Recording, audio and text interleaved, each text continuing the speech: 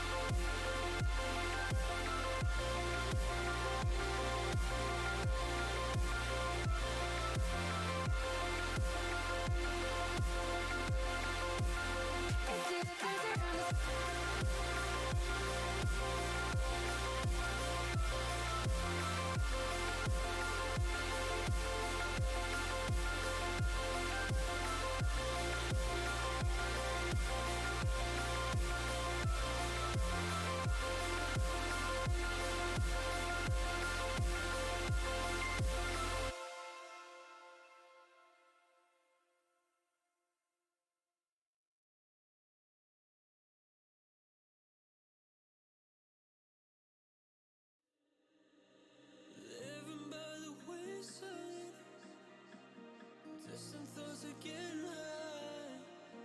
Head feels heavy and I'm blurry-eyed. That's all I know. The pace feels fast. I'm eating without you here. I feel so alone. Energy still depleted. Trying to find a glimmer of hope. Will you look into my eyes and tell me it'll be alright? For my mind is in an eternal fight with stuff sometimes.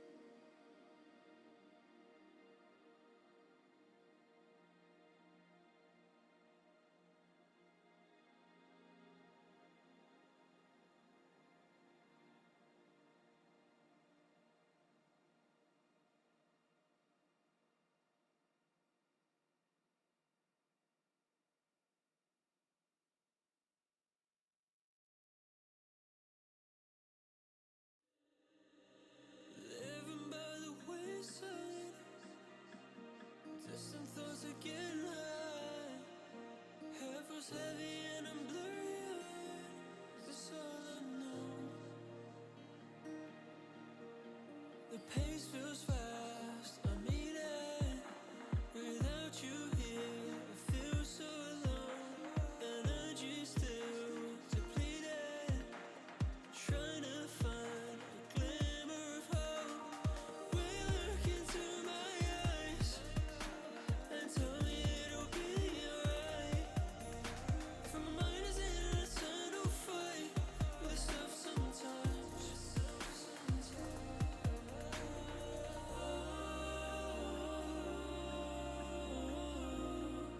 I wonder where you are tonight. I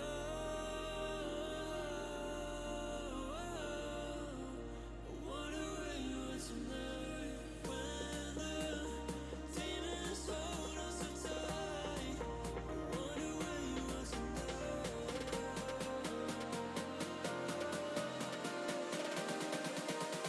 I wonder where you are tonight.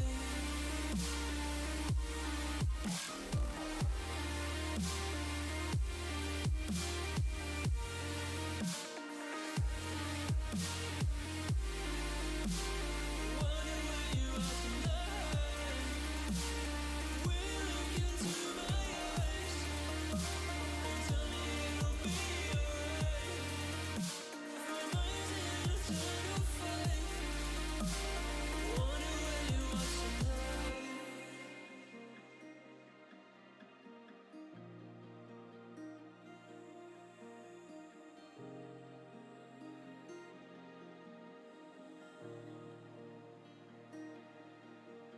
Been focusing on healing my fractured soul from all the harm and pain I once concealed.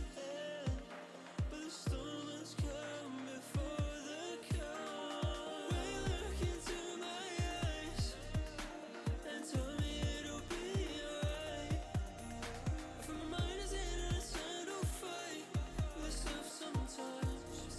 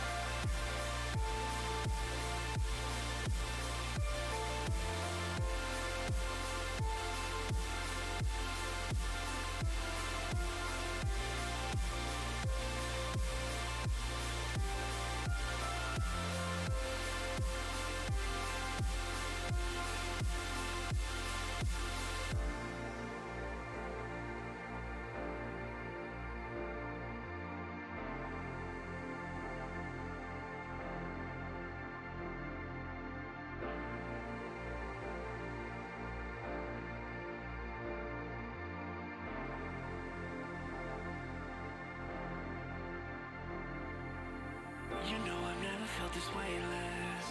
If anything, it's you that caused this. When I keep falling through my heart cracks, it's you that turns around this whole mess. I try to fight my way through darkness. If anything, it's you that stopped this. When I'm surrounded by the heartless, it's you that turns around this whole mess.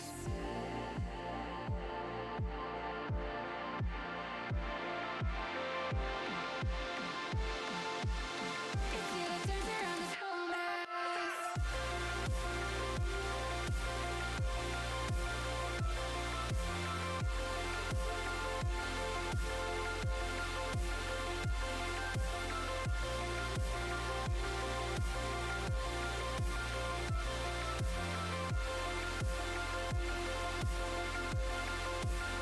It's you that turns around this.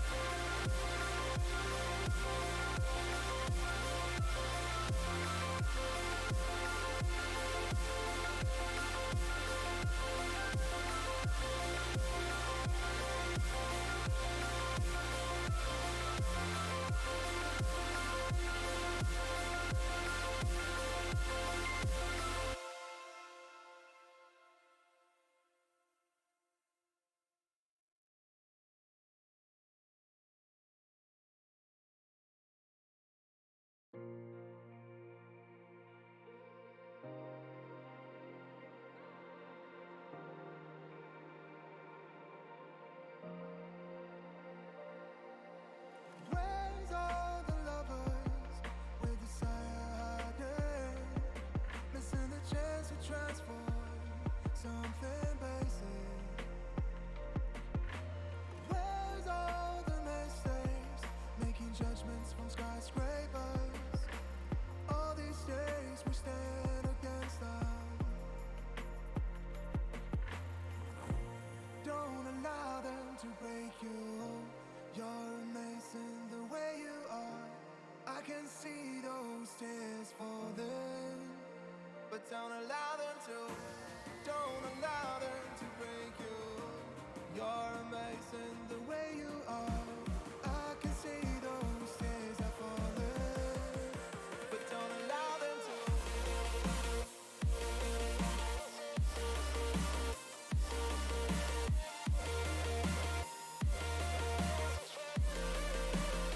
But don't allow them to. Don't allow them to.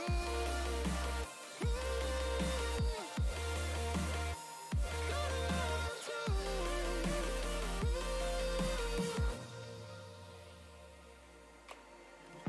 I fear the teardrops may get caught within the downpour.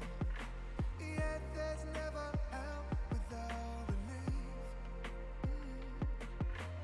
Where's all the champions giving out their speeches?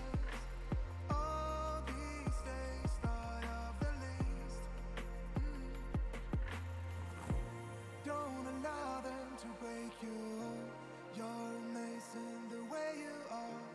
I can see those tears falling, but don't allow them to. Don't allow them to break you. You're amazing the way you are. I can see those tears are falling, but don't allow them to.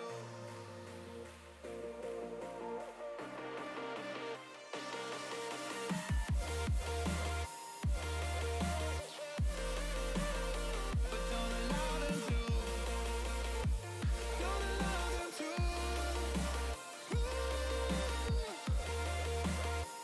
Don't allow them to.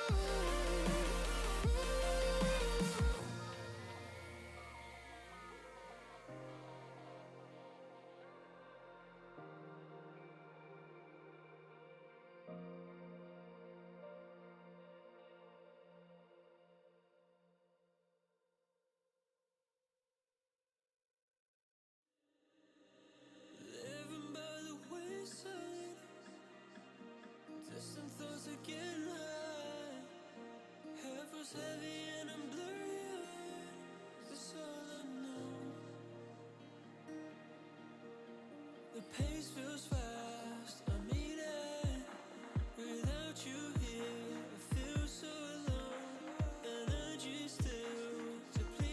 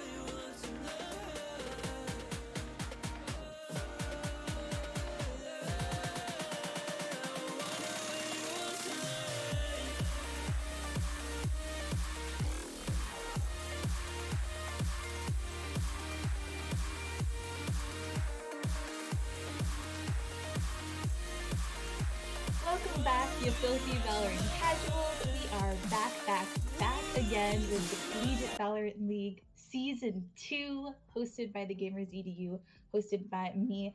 I am your part-time host slash full-time Iron Bottom Fragger, Queen V. I just wanted to give a huge warm shout out to all the new schools joining our league, along with all of the old ones. Here at the Gamers EDU, we're all about promoting a very positive and a very safe mental health space for everyone involved. So we just want to welcome you guys to our little family and to our community. We are so happy to have you. And I also want to give a huge warm shout out and thank you to all of our sponsors, especially because the headset I'm wearing is HyperX and it's making me feel myself a little bit, our exclusive headset partner. And I'm sure you'll see some nice little blurbs in our chat where you can get your own because they're pretty cute. And they also work very well. They're great for gaming as well.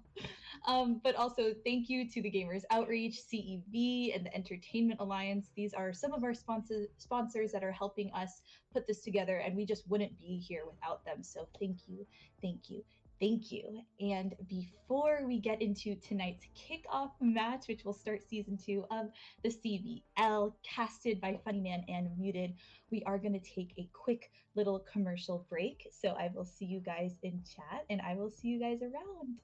Bye, guys.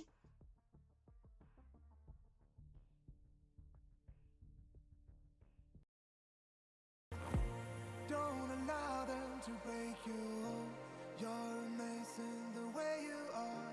I can see those tears falling, but don't allow them to. Don't allow them to break you. You're amazing the way you are. I can see those tears are falling, but don't allow them to.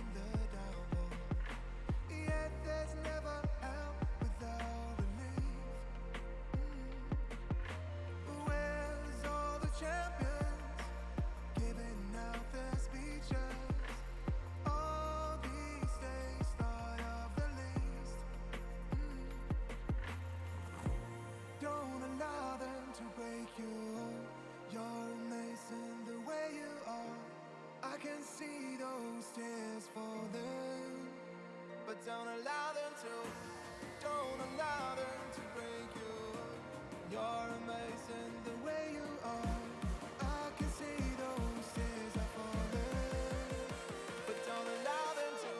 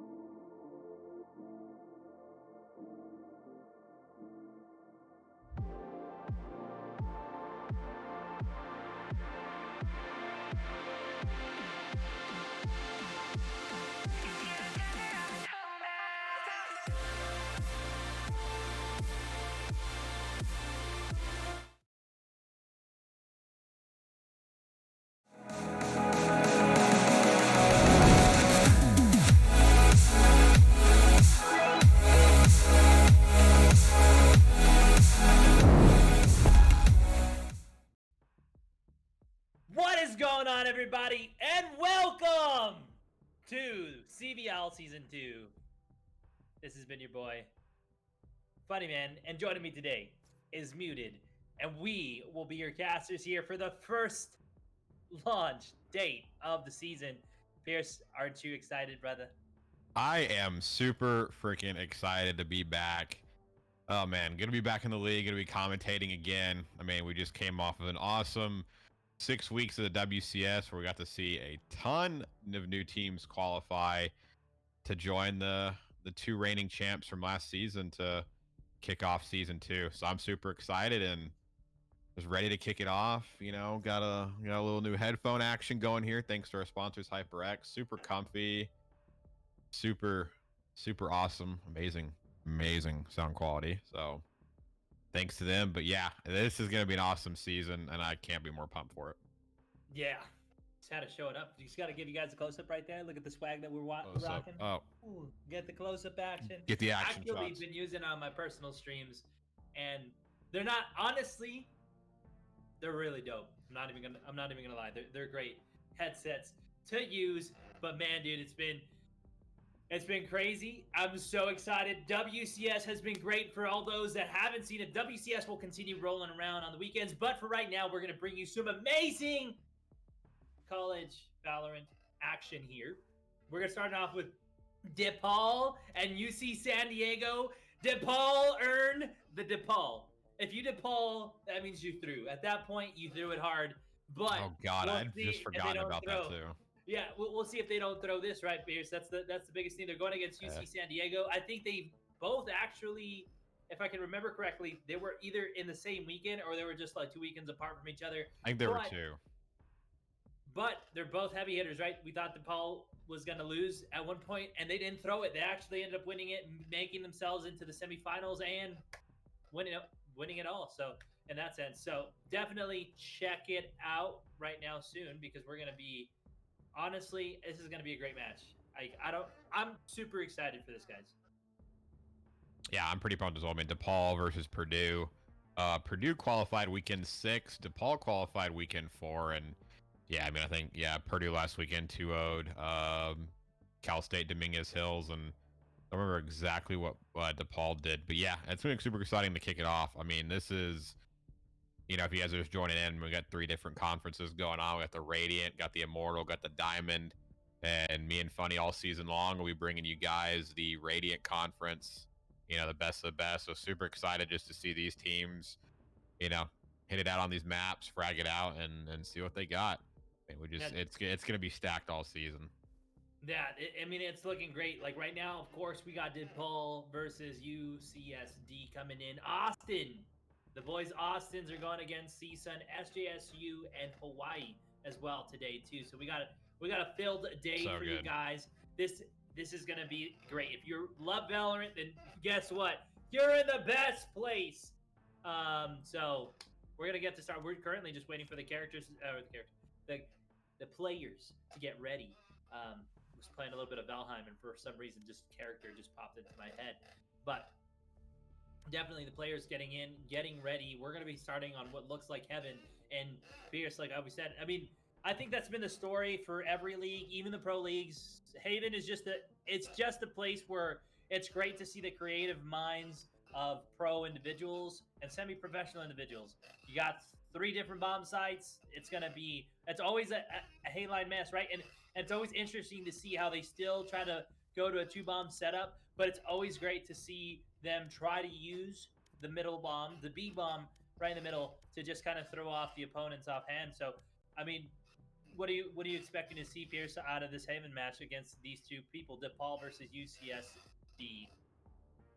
Yeah, I feel like the team that has a better offense is definitely going to win the map. You know, I guess you're just talking about the 3 different bomb sites, and the B is just a total kind of throw in there just to confuse them even more, right? You know, you think you got A, B on some maps. It's like, no, you got A, B, C. B's right in the middle. B's a real weird bomb site to go to. Not one that you'll honestly see teams hit very often. It's either they make their way to A, you know, taking A long, control A, you're going to go garage, and C long to hit up C, and then occasionally B just to kind of, you know, throw them in the loop. I mean, this is a map where there's so many lanes to watch, you know, between, you know, double entrances to A and C, how you can get inside of B, I mean, it's you just can't cover every lane.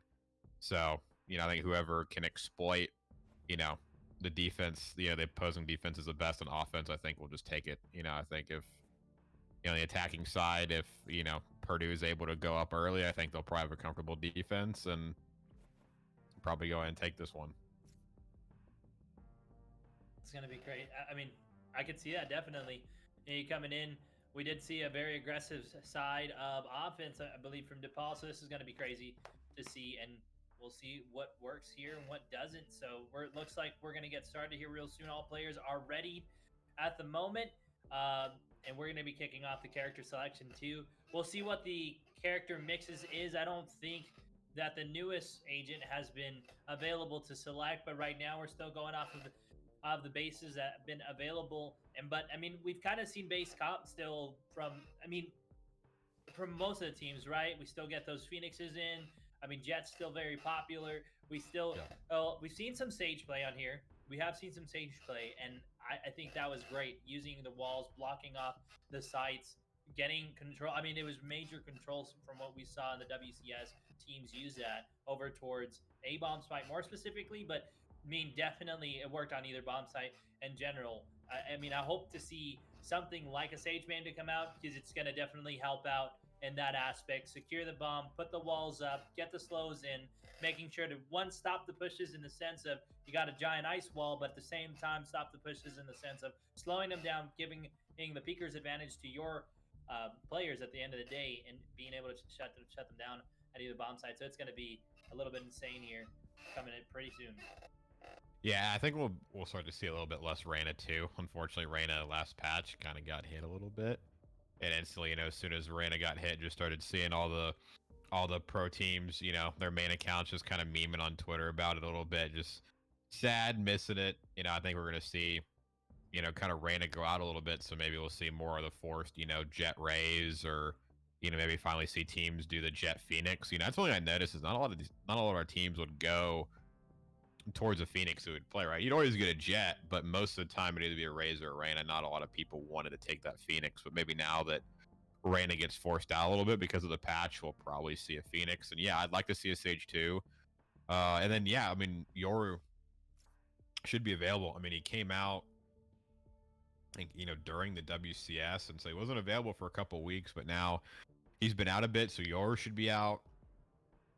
And I've heard a lot of people talk about Sky. I mean, listening to, hopping into some of the pro streams and listening to them, theory craft and talk about different strategies. I've even heard Sean Garris go as far as say that he thinks Sky is one of like the best operators characters in the game.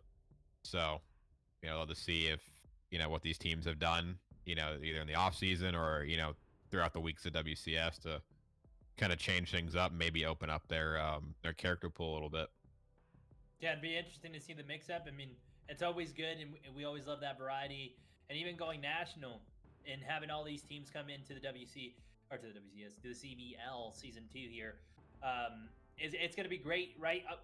Last year, exclusive to Cali, now branched out to the North Americas, actually, as we got some Canadian teams in here as well, representing the motherland there and trying to see not only who's the best in the States, but best in the entire NA region. So it's going to be great to see different minds alike go against each other and just see the strategy battles, right? It's always good to see the one-on-one gunplay, seeing who's been hitting up the aim labs more than the other, and then as well seeing the big brain plays of the pushes, the flanks, the trades. I mean, you name it, we're going to see it this season, and I'm excited to see that happening because, I mean, I think that's something that we've kind of wanted to see. We got a little bit, but now, I mean, with this melting pot in our league, it's going to be, I mean, you can't even really predict it at this point.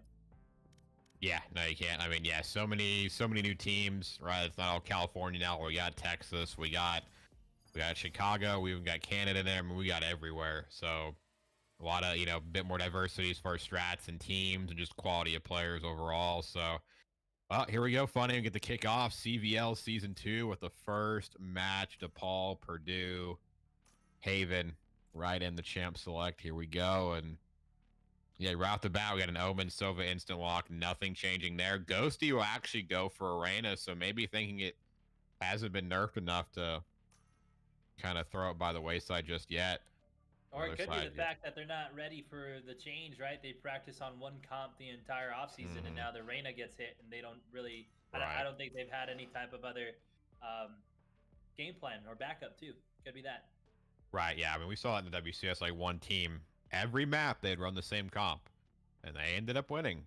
So, I mean, yeah, I mean, as long as, you know, you're comfortable what you're playing, sometimes it's better than swapping to another comp that might work a little bit better. But, I mean, it's all about being comfortable and all being on the same page. But, yeah, there we go. Got a couple Phoenixes to go in there. But interestingly enough, we're actually going to see Purdue go for a double initiator. Sova Breach. Excuse me right there. Sova Breach. Followed by, I got a Phoenix, Omen, and a Killjoy. So pretty standard except for the double initiation. Sometimes I've seen teams work out with it. Sometimes it hasn't worked out the best so well. But, hey, I mean, they're on the attacking side, so it's going to give them, you know, a bit extra presence right now. You're going to have double flash from Phoenix and Breach. You still got the smokes coming in from the Omen. And then, you know, Sova, great as ever with his recon dart and his owl drone. So able to get a lot of intel and vision on the map. So if they can put it to work on the offense, it might not be so bad in the end. Yeah, this will be interesting. I wonder who's going to pair up with their top frag though, their entry fragger. This is going to be interesting. I'm really expecting a lot out of that Phoenix Invisibles. I mean, I think it'd be a great pair if you either do Turbo as Dr. Hippo as, you know, one of their supports, but we'll see how this goes as we're about to kick it off, going off of the eye round here. We're going to see if we're looking at the minimap here, guys, we're seeing the offense take the side of C right now. Bomb is near that area. They're trying to get information down here at the end. We do got a pretty good spread defense here, but Ghosty opening it up. First blood of the season. Huge. Getting that headshot on Crispy, and I guess his shots were crisp. But moving on, we do got the breaches coming in. They're holding down Garage. I think they know that the push is coming through. They are man down 5-4 right now on the offense with the man disadvantage here. They're going to try to take over the C. Here's. Yeah, they're making their way on a C, but Blitzbolt and crew are holding nicely. Going to go ahead and get one. Actually gets turned on by Turo a little bit, but Kaz there to back him up. So that's just good play by the defense. I mean, they, you know, took two up A long, and, you know, they killed the Killjoy that was lurking there. And, I mean, we were able to push up A long so far, and they didn't feel any pressure out front of B. It was kind of obvious it was a C long push, and that was good work by there, you know, by, how do you say that? Nisei? That's gonna be one of those, like, I'm usually good at, like, figuring out names, but that Omen I look at and I'm just like, Nisei? I'm just gonna say Nisei. I think that's, you know, probably close, you know, pronunciation, but Nisei. It's gonna be. Yeah, we'll get corrected in chat. I mean, that's one thing.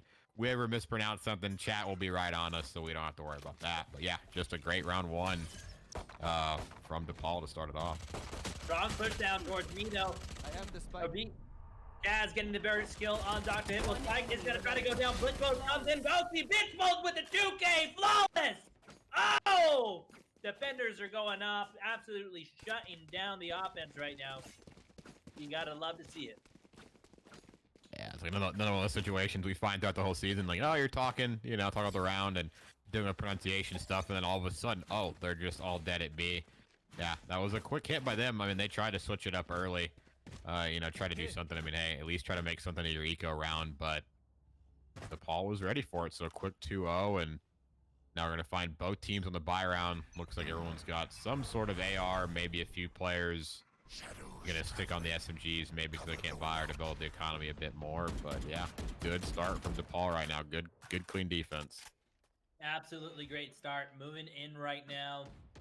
They're trying to peek towards B again. They got too invested over towards C long, but I mean, we do have the spike down in the middle of the map. The rotation looks like it's going to be coming towards A by the breach. This is going to be real huge. Only one player watching A, which is the Reyna. Two stacked towards B, but really close for that rotation. So we'll see how this goes. Offense, though, Pierce, is what I'm noticing. They're playing it a little bit passive. I think losing 2 rounds in a row kind of spooked them a little bit, but I mean, this is early game, right? You just got to at least, it's expected to lose at least 3 after you lose the bye round. I mean, another 2 free rounds most of the time. That's what the statistics show. And then really at that 4th round is when we see the teams go live. Whichever side did lose that first pistol round, so we'll see how this goes. Yeah, looks like it's going to be an all 5 A hit right now. Looks like Hippo opens it up on Ghosty. Castrates right one back onto Hippo. Actually gets another one on the Turo. Blitzbolt finds Crispy. So just as quickly as Purdue gets the first blood, DePaul finds 3 right back. So it is a 3v2. The bomb will probably go down here. Yep, Spike's planted. Invisible gets 1, so it's an even trade. Back at 2v2. Flash comes in. Nisei couldn't look away. Invisible finds a 2-piece. 4K on the round for Invisible. So super clutch for the final 2 players right there to clutch that out. I mean, that was a, it was a slower push. I mean, they, took 5 to A and they cleared their corners and they took their time and, it didn't look like it was going to work in the end, but super clutch by Invisible. Interesting for DePaul to try to go ahead and just play a little bit more defensive, right? They'd always kind of put pressure and push up some angles, but once the buy round came, they just kind of sat back, played really passive, and they didn't get a lot of information. I mean, they didn't know the A hit was going to happen until the team was right up on them. That's just something you can't have happen. Yeah, absolutely not. But Ghosty, though, opening it up onto Invisible. That play that he did last round, though, if only we had a replay on that, that would have been amazing. I think that was great shots on Invisible, but unfortunately, he is the first to fall here at the beginning of the round. Dr. Hippo does get his location revealed, jumping around. They know where he is. Ghosty comes in for the kill on a 2. Streak for himself. Gravity's pushing back, getting tagged. Now going for the heal. Great job. That's what we love to see the Phoenixes use. Not only their utilities to cut off chokes and cause damage, but don't forget, Phoenix gets healed by his own fire. So real huge on him, getting back full health now. It is a 3v5. Man disadvantage again for the offense, which is going to be UCSD is down not only in rounds, but in man advantages right now. So we're gonna see how they turn it around, Pierce. They do got 1 point on the board. They won that last round. It's gonna be real huge right here to see them come back again. If they can even out the man advantage here, I think they'd have a better opportunity here. But it's just gonna be all reliant on them. Yeah, I mean, as long as nobody from the defense gets picked off individually, it's going to be really hard for him to retake. And I mean, Nisei finds Sif. I mean, he might as well just go on and take on the rest of them as his own as he takes down Turo. Crispy's going to try to lurk down, but Nisei is ready, lurking, ready to finish off the final kill. And yep, doesn't get killed by Crispy, and so we'll find a flawless. I mean, it just sucked for Purdue. They just got caught in the beginning. I mean, one player gets caught C long with 2 teammates standing right behind him. That Phoenix player, which was Bam, doesn't. Oh, it wasn't actually Bam that got in the end. I think it was Ghosty that got the kill. But I mean, her push C long did get punished. Hippo gets caught out mid. And then, I mean, it's a 5v3 from there. And this map is pretty hard to do in a man disadvantage. So, yeah, again, just super, super solid defense right now out of DePaul. Yeah, he absolutely walked through everybody there. But, I mean, great shots from Nisei, able to get the kills. And as soon as he said, as long as they don't get picked individually, the individual player picked everyone as well by themselves. And they were kind of stacked. They weren't individual, but at the end of the day, I mean, poor trade execution, but they still got another round. It is 3-1 though right now in the series. We're going to get a full push coming out of Garage. Gunshots are going off. Gas goes down by Invisible. Invisible gets another. Blitzbolt though, able to get 2, trying to get another 3. Huge evening out the big bar. All he needs is 1. He knows it's Invisible. Knows he's going to be coming out of Garage, but he's at 1 health, Pierce. Will he be able to get his ace with 1 health? No, Invisible shut them down. Invisible's trying to go for an ace of his own. I mean, it's a 2v1. They know where he is. So, again, it comes down to coordination here. That Omen's going to push out right now. That other teammate needs to come from the back. Invisible gets gravity. Okay, good. The Omen does push. They cleans it up in the end. So, super close. Invisible and Blitz, both on 4 kills. And that defense right there all came down to Blitz's clutch. And there's a 5 stack in Garage from Purdue. They end up actually sending Invisible through the Garage towards that B cut, and he ends up finding 2 right there. And Blitz is left all alone, cut off from his teammates, but they're just not expecting him to be stacked on that box. Had both cyber cages there. Ends up spraying down 3 people. I mean, that's good. That's good target transfer. That's good patience. That's just good everything right there from Blitz, and he keeps his team from potentially losing that round. Yeah. I mean, if we can save that, I would really love to talk about that play later on. during a little break. I mean, Invisible did go down, but that was amazing. That flick, Pierce. I'm just saying, he just turned around and absolutely beamed the person's head. There was no head left. He was the barber, and I mean, a bad barber, but a good barber in this game. Bad barber means coming off his head. Boy, did that. He gave him the fresh fade, that's for sure. Fade away, more importantly.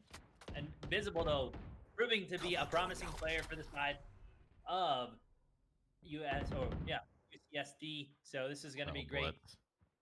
Blitz bolts, though, right now. He's trying to play sneaky, and he hears them. But will he get checked by the Phoenix? No, it doesn't even matter. His aim's just too good. His aim is just insanely good. Can't get another 3-piece, but, I mean, he does enough damage. We'll buy time for his teammates to rotate. And just like that, individual players just coming up clutch after clutch for DePaul and making it oh so hard for Purdue to get anything going on this offense. It's been great, but they're keeping the man advantage. Now it's even. Sphinx able to even out the playing field. It's a 2v2 here. They got the bomb. They know it's going down towards A. We do have a Reyna no, not a Reyna. What am I talking? It looked like a Reyna from far away. There is a Reyna on the other side, but Killjoy and an Omen ready here. Get it all stopped. Sphinx going on a kill. Gets killed by Ghosty. Yeah, Ghosty's going to make it back out in the corner, but that Killjoy's playing so far back in such a good position. Has a Nano Swarm. It is so hard to try to clutch against the Killjoy. Nano Swarms, you know, turrets. Oh my god, just another Nano Swarm. Yeah, Reyna's probably going to go hunt the Killjoy here. Actually should be able to comfortably get the defuse in the end. Killjoy did her best to hold out, but again, another clutch by an individual DePaul player. Puts him up 5-1. Great, man. They've been playing an outstanding defense here, DePaul. Even in those situations, right? 1v1 shows their players don't get phased as well. What happened? I might have been. Have I been mentioning the wrong team? Like I've been like calling out DePaul and UCSD. Oh my god, I've been saying Purdue and no, like, oh my god, I apologize to the chat. I don't know why. I thought it was DePaul and Purdue playing. It actually probably just got changed up a little bit actually, unless I'm looking at. I'm looking at the wrong week. Whoops.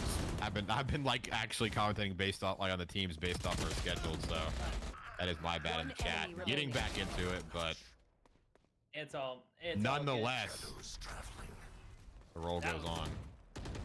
Now we're on a 3v1. We find ourselves very much in this position from UCSD. It's just, you don't want to be in this position, guys. Like, at the end of the day, they need to position themselves or develop their strategy around a way that they can at least have better man advantages. I don't think the gun skill is going to be the issue here. I really do think the fact that they're just kind of pushing a little bit brashly through these corners, they get the peek advantage, or the enemy has the peeker's advantage on them and able to fry them real instantly. So it's going to be up to them. It's just Sphinx right now trying to keep it up. He's able to tag out that Reyna, which is huge, but still they know where the spike is and there's not much that Sphinx can do. He's either going to have to push in there or save. Yeah, I mean, he's going to try to hunt, but I mean, he just got tagged up a little bit. I mean, I don't know what he's going to be able to accomplish right here. Ghosty's low health, but when you're pre-aiming with that Vandal, it almost doesn't matter what health he got. As long as you don't have like, you know, anything sub 10 HP, you probably got enough time to fire guns off. So yeah, all up 6-1 right now over UCSD. Yeah, it's been a struggle bus. I mean, Blitz has been a thorn in their side for multiple rounds now, just kind of lurking in these corners. You know, one round they didn't expect it. Two, Invisible was ready for it, but Blitz just has really good aim, has great crosshair placement and good reactions. And yeah, a lot of UCSD just getting picked individually, and they're not able to get, you know, a lot of the bomb site hits right now with the full team. Some rounds they are, but they're going into a lot of attacks, just man down. I just think they can't stop that train right now. DePaul is the freight train coming in, hitting them hard. Ghost gets one, Kaz with another. These boys are absolutely fried, Pierce. I don't know how this match is going to end, but if it doesn't end 8-4, or they don't get at least another round on the board, I don't think this series is going to. This is a best of one. Jeez. So yeah. And today, they don't have another shot. WCS semifinals match, best of 3. Okay, you have some room to work with. Right now, it is crunch time for the boys at UCSD. They need to make something happen right now because, I mean, we can't have double breadsticks coming on. I mean, that's the biggest thing. The other side, DePaul has one breadstick player, but they got 7 rounds on the board, so something needs to change. And I think it's right now how the players are playing their strategy. Their composition needs to change entirely. They need to start adapting, doing some of these micro adjustments. Otherwise, they're going to keep falling and falling. Yeah, I mean, at least it's not a tournament weekend, right? I mean, the worst thing that happens today is they start off, 0-1, but obviously you want to kick off, your first entrance into the CVL and Season 2 overall, with a positive note. So yeah, they're definitely going to want to pick it up here. I mean, if you're going to lose in the end, at least make it a hard-fought victory, at least make it a clutch. But, oh, Kaz almost just ripped him. Barely saw any of his head, too, and almost just ripped Dr. Hippo off of that. So your breach player going to be lurking around with not much HP. Actually just goes down in the end. The struggles will continue for Dr. Hippo. Moving forward, though. They know the garage push is coming in. Kaz gets the kill onto Swing. Kaz is on a hot streak here right now. On a heater Turo, though. They will cut down Kaz. He's one instant health. That is going to get cut down. Gets caught with the reload, man. That's a field stat at the moment. Crispy's left. Gonna get mowed down by B. 8-1. Oh my, guys. We are 3 rounds away from the half at this moment. If we don't see any momentum out of UCSD, I don't feel like a confidence that they can come back. Fierce. Like, I mean, we've seen great comebacks in the WCS. Some of the best comebacks in the entire season was broken in the WCS. Now going out to CVL Season 2. I mean, the teams, we have high caliber teams. So I'm not saying it's not possible, but I'm saying if it's like 12-1, they can literally not lose 1 round. Otherwise, it's game over. So yeah, I mean, we almost saw a 9-2 comeback. Oh, I'm almost willing to believe Funny. I'm almost willing. We got a lot of bets right now coming in too, Pierce. If we're seeing that, we got almost 20,000 channel points invested into the side of DePaul. 1K onto the side. Oh, snap. UCSD. Yeah, I'm seeing right now 95% top 5. And it's still going too. So I mean, at this rate, might as well invest, ride DePaul to the moon, and cash out. So farm your channel points, but hey. All stocks are looking like GameStop right now, but looks like Turo's about to put a stop to Blitz Bolt. Now it is a 3v2. They're closing the gap a little bit, but they still are man down. And I mean, that's a big thing, right? That we've seen from UCSD is that they're always man down. They need to get that man advantage. They got that 1 round win. They had a huge man advantage in that aspect, so it was great for them. Yeah, it's just been all individual after this for UCSD. And just that last one was a perfect example from it. Every kill to start it off, I mean, that was almost another flawless round, but every kill to start it off was just an individual play. So I don't know what it is. If it's just a breakdown in comms from UCSD, maybe it's a mentality. I mean, I know it's got to be rough looking up at the the board being cheese. We're down 8-1. Now they're staring down the barrel of 9-1. You've only got 2 rounds before the half. So the best you're gonna finish is 9-3. I mean, you at least want to go into it 9-3. I mean, it ain't gonna be the prettiest, but at least give you a little bit of buffer, because if you keep letting it roll, it goes 11-1. You're like, well, they win a pistol round, then you're stuck on eco, and you don't want to go out with a 13-1. So hopefully here we see UCSD just get a good pushing together, right? I mean, it's either like they all try to 5-hit a bomb site, or they all try to lurk individually and just get something done. There's kind of like, no in between for them. So I hope they kind of find that middle ground for their offense and at least get something going here these last couple rounds. Hopefully, at least. They need anything right now. If they can end it 9-3, I mean, please. It closed. The biggest thing is that why a team would need that, though, for all those that are watching here first time, is just close the gap. Coming from a big deficit like this and just competing in general from our competition experience and just watching the competition now for going on 2 years, It's just a hard deficit to come down from so many rounds, not be almost pitch perfect every round to win the round, right? Because it costs, and especially when it's 12-1, it's gonna be crazy. But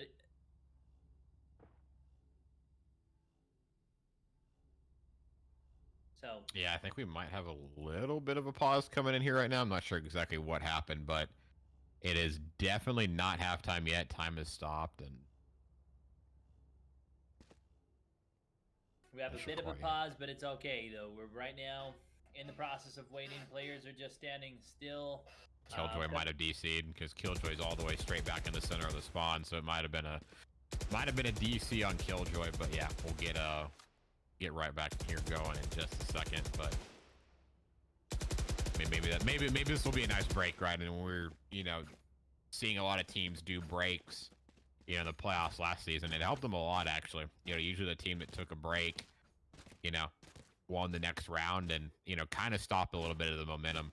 I know this is not necessarily a break. Probably, I'm sure that Killjoy did end up DCing. There was a player on one of these teams that was running 98 millisecond ping.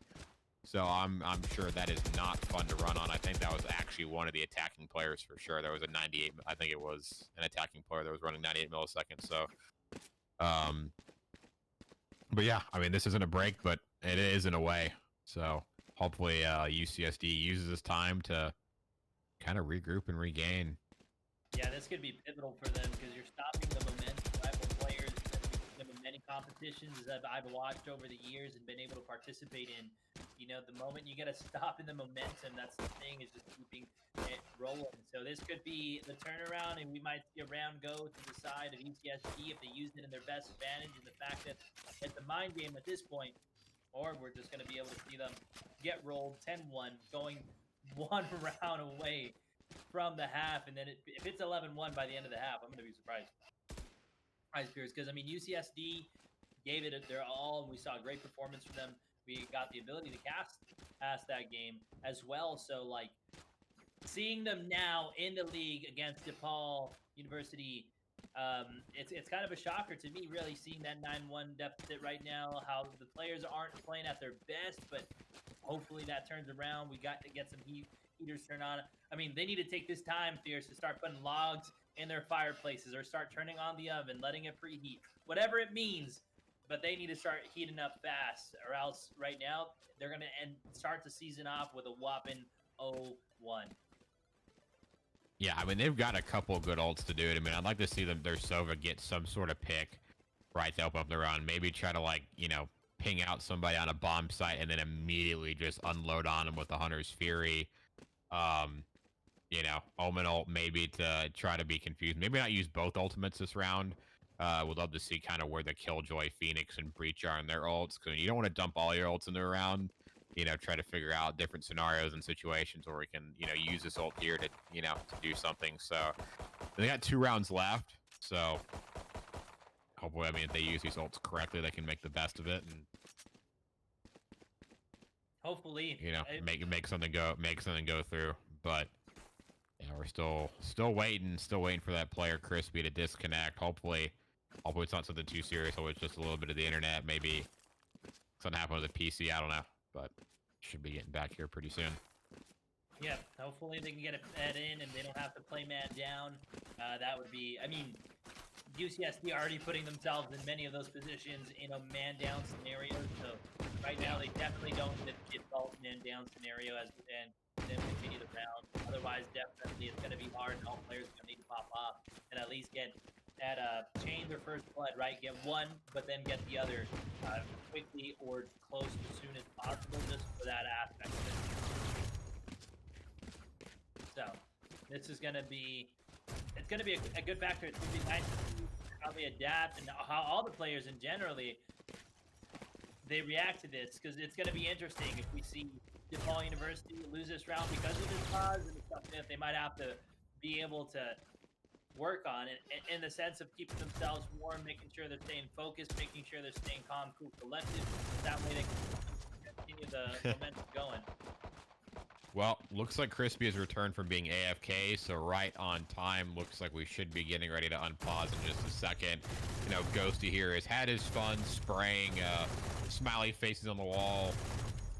Some sort of maybe alien spaceship or triangle right there. Nope, just another smiley face, but should be about to get back into it. Yeah, I mean, you can tell just by sitting there spraying the smiley faces. I mean, the player's got to be, you know, feeling a little bit lax right now, and so we'll see if, you know, UCSD can take advantage of that. Yeah, Ready's coming out, so pause timer goes. So here we go, finally get to get back into it. Final 2 rounds of the half. Looks like we still got some guns for the side of UCSD. That's a good sign for them, as they're going to try to, you know, need to close out the round. One player, I think, did have a Spectre, so we may not have the fullest of buys right now. We may not have it, but we'll see it. We'll see it here coming in. So now we're getting a full push over by A Long right now, trying to get some information they know and getting ready for that push. They're cutting through. They're going to be meeting the players in, but Gravity and Ghosty say sit down as they knock down 3 of the offensive players. Ghosty just stood there, man, and they couldn't even kill him. Like, I was like, oh no, Ghosty's not, like, hasn't killed anybody yet. He doesn't have any way to get out of there. But then it does end up getting a kill. He better thank his lucky stars that, you know, Gravity was right there to back him up. And oh boy, it was a showdown on A Long, and that was one-handedly by DePaul. Final 2 players will desperately try to get C, but little they know, Mr. Sneaky Blitzbolt ready to try to spray him down. We'll get Turo. Gonna go ahead and flick over, not get Sif, but he's just collapsed on. That'll be a defuse, and 10-1 funny. This is just, this has got to be too far, right? I mean, too far gone. The only thing, I mean, I have a great suggestion, Piers. Great suggestion, all right. Great suggestion. And for the chat, great suggestion for you guys. But I think everybody needs to let UCSD know we're partnered with AIM Labs. I'm gonna leave it right there. AIM Labs, if you want to become better at your gameplay, that's where you need to be. Spend a little bit more time. Because that, yeah. Man stands out in the open and he can't get a shot on him. Come on. But we'll see if Ghosty standing there like a training bot and still lives. That is if you're a DePaul fan, you love to see it. But yeah, they're already standing there. Ghosty grab, ready to do it again, but the firewall comes up. Like Gravity just said, hey, I just want to go ahead and grab that ult orb. Great idea to go ahead and get it. Definitely gets his ult online right there if he didn't already have it. Reyna has her ult online as well. So still only 2 ults left for the side of UCSD. They're definitely going to want to go ahead and slam him this round, but Gravity kills Hippo all alone. No utility needing to be used for that kill. Oh, and he's all alone. They're hunting. Will they look in time? They know where he's at, though. The trade should be coming in here. Spinks does get dropped by Blitzbolt. Blitzbolt has been an absolutely crazy Cypher. And just like we said up here, we see it out of the Sentinels all the time. They pop off, they fry. Sometimes they're your top fraggers, and that's impressive when we see it can come from your Sentinel players like Cypher, like Killjoy. So we'll see what their next move is. They are man down, advantage again. We have a 5-4. It is 10-1 in the series right now. 1 round away from the half. So it's, you know, this is all up to them. This is going to be insane. We're getting a trade. Invisible trying to clutch it up for his team once again. Gets the heal. Spike is going down. Flame Wall is coming up. They're blocking down the Knight. Trying to get shots. Able to attack a couple. Gets one. Kaz gets the trade. 3v2 now. Kuro is getting another. Now it's a 2v2. In the first time in a long time, Pierce, that you've seen that man advantage. But will the detain go through? Will the detain go through? Oh no, needs to get out of there. She's detained! Did they get this round? They're not pushing though. They're not pushing though yet. I mean, Reyna's gonna need a clutch headshot to win this out here. Don't know if she'll be able to find a pick in the end. Crispy's kind of hunting around. Reyna's gonna go ahead and hunt. Yeah, Crispy hears him here. Gonna go ahead and peek. So they clutch around in the end. So, I mean, it was good ult usage. I mean, the Hunter's Fury did come out, split the Omen off the bomb site. So, I mean, with some ults in the end, they're able to make use of it. I mean, it was another first blood. I thought it was going to go 11-1 right there. But, I mean, little just honestly consolation round for the side of UCSD right there. rough first half for them. And oh my god, look at Blitz, the Cypher player dropping 16 kills along with the Reyna at 15 and 3. Reyna not looking too affected at all, at least in this match right now. So Gotta love to see it there, man. That's what I've been saying. You get it out of your Cypher players all the time. It feels like seeing that top frag, and they're doing great. But not to mention, Pierce, right now, DePaul is only 3 rounds away from winning the first match of the season. And first match of the season, so that's going to be good. Being 1-0. Visible does go down to Gravity, though, coming back into the gameplay here, pushing towards E. Gravity going in, gets shut down by Sphinx, but Ghost is there for the trade. Dr. Hippo gets one. Oh, no, Sphinx Turbo. Whoa, the tides have changed, Pierce. 1-3. First man advantage in a while that we've seen. Blitz is like, man, I'm just trying to lurk over here. He was like ready to come around in the end for the great lurk, but well, nobody flanked. His teammates push. I mean, he's right around the corner from an Omen player who instant headshot him. Can Blitz go nuts again? I mean, he's got one player low. Killjoy's close by. So, I mean, if he can get this headshot on that Sova, almost gets recon darted in the face, but they know where he is. I mean, let's see what the Madman can do. Gonna go ahead and peek out. Does he know where the Killjoy is? Oh, he's playing with fire right here. Yep. Good crossfire, good play by UCSD, and so they'll pick up the first pistol round. So now that's a good start for them in this round. Now you're kind of looking at a not so dominant victory, right? I mean, as long as they're able to pick up the eco and maybe a gun round, you know, this starts to get, you know, a little bit closer, a little bit more doable. I mean, not going to call it a comeback just yet, but getting that pistol round gives them a little wiggle room to work with. That is great to see there, and that's what we want to see. If the comeback starts now and they're able to secure it, I mean, big shout out to them, but they got a long road ahead of them. Here. So I'm just saying that right now. Yeah. Long road ahead of them. Round by round, though, is how they got to take it. We're seeing the offense, though, push going on towards A. We got a lot of utilities invested. They're hearing the rotation. Right now, Omen and Killjoy about to meet. Crispy able to knock down Nishi. Lindsay. This is going to be interesting. Kuro, though, coming on top, dropping out the drone, trying to get information for his team. Isn't going to be able to. Gravity, though, getting flashed. Paying the physical coming into the trade. Oh, my. This is a whole different UCSD, man. Whole different UCSD. Yeah, I kind of peeked over in chat earlier. You know, I usually don't look at chat while we're commentating, but I did see one player say, or one person in chat say that UCSD was a defensive-sided team, and I'm like, well, that's quite interesting. So we might see that come out right here. I mean, obviously, you'd love to be a little bit more well-rounded as a team, right? You know, you might have your, you know, maps you're good at and you're bad at, but to be defensive-sided, you know, we could see that comeback. I mean, that was a nice, flawless round. I mean, that Killjoy player, Crispy, never gave up A short right there. The, you know, Final Four, we're allowed to push on A, but excellent retake, not losing a single life. Can't get any better than that for UCSD. Can't get it. Now it's 10-4. Slow, but steady wins the race. That's an old saying that's been told, but we'll see what happens. Blitzbo getting the information. They know where the teammates are. Dr. Hippo knows that somebody's there. Lay down the law with the sheriff, but no, Blitzbo's ready. Whoa, Ninsei, though, drops Dr. Hippo, and now we have 6 in them. I mean, they're all just dropping, Pierce. Right now, what I'm seeing is a different UCSD. I'm just seeing a different.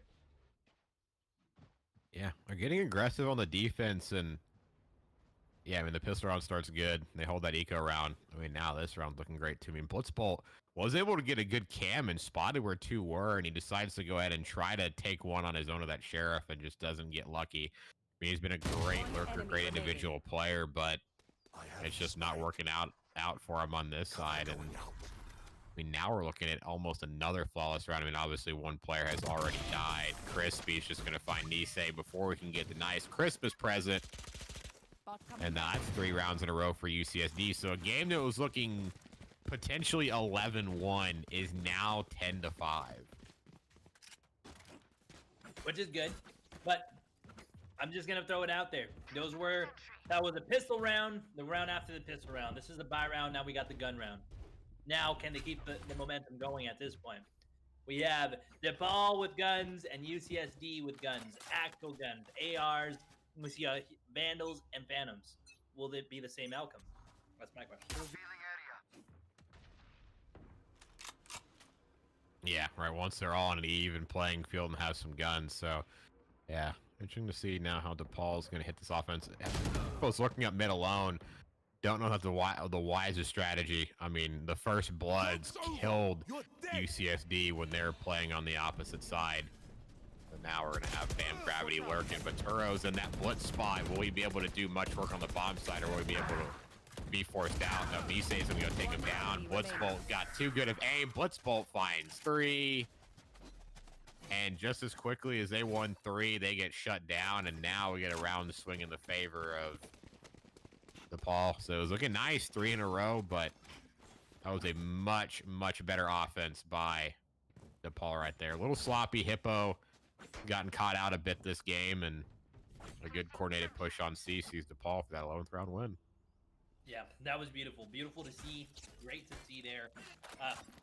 And like I said, Pierce, it's just a gun round. Now, DePaul wins it.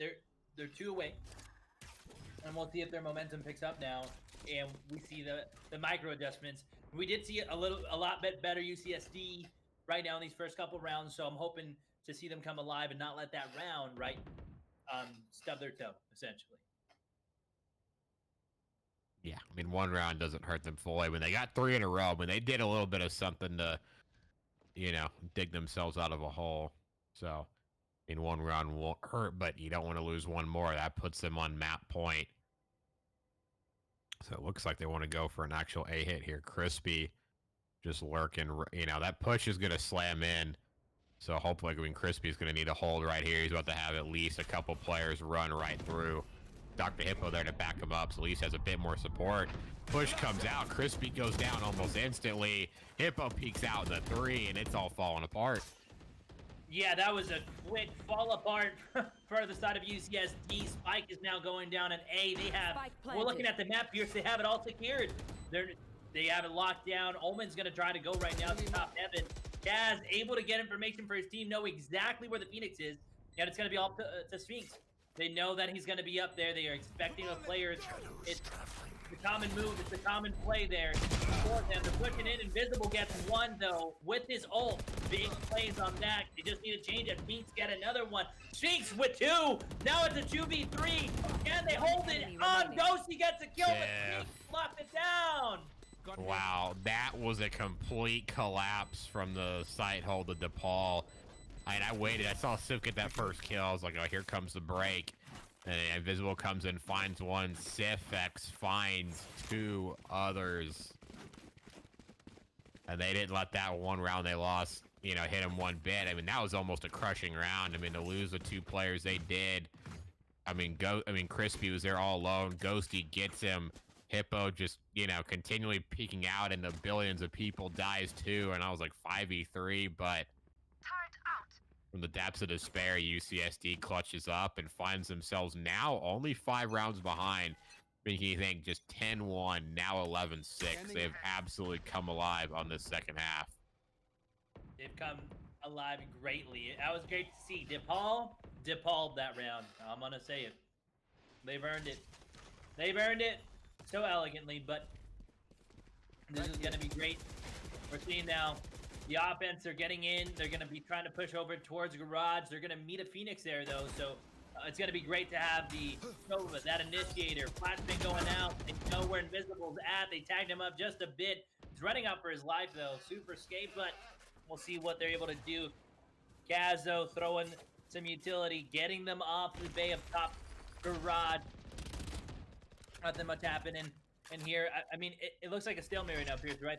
They know exactly where they're at, but they're not really trying to get at first blooded, so everybody's playing a little bit back here. Looks like we're going to get the rotation, though, from offense going over towards A. Yeah, I mean, A would be super easy to slam right now. I mean, yeah, there's some Killjoy utility on there, but, I mean, Killjoy's not even sitting on the bomb set. They're both there. I mean, there's 4 players staring inside of B right now.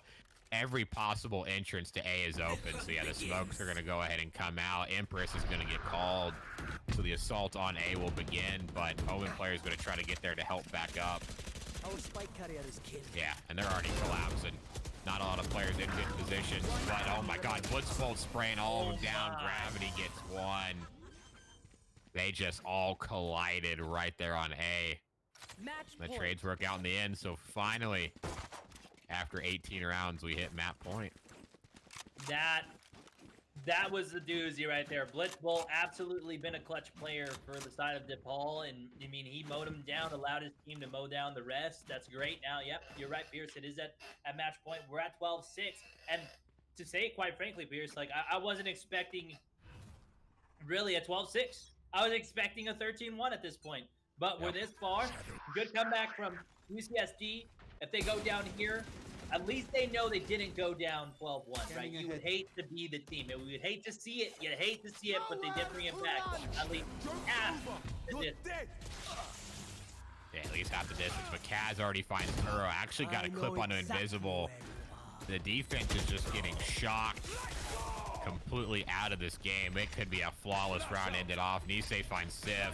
Hippo's trying to flash his way to victory, but cannot do it.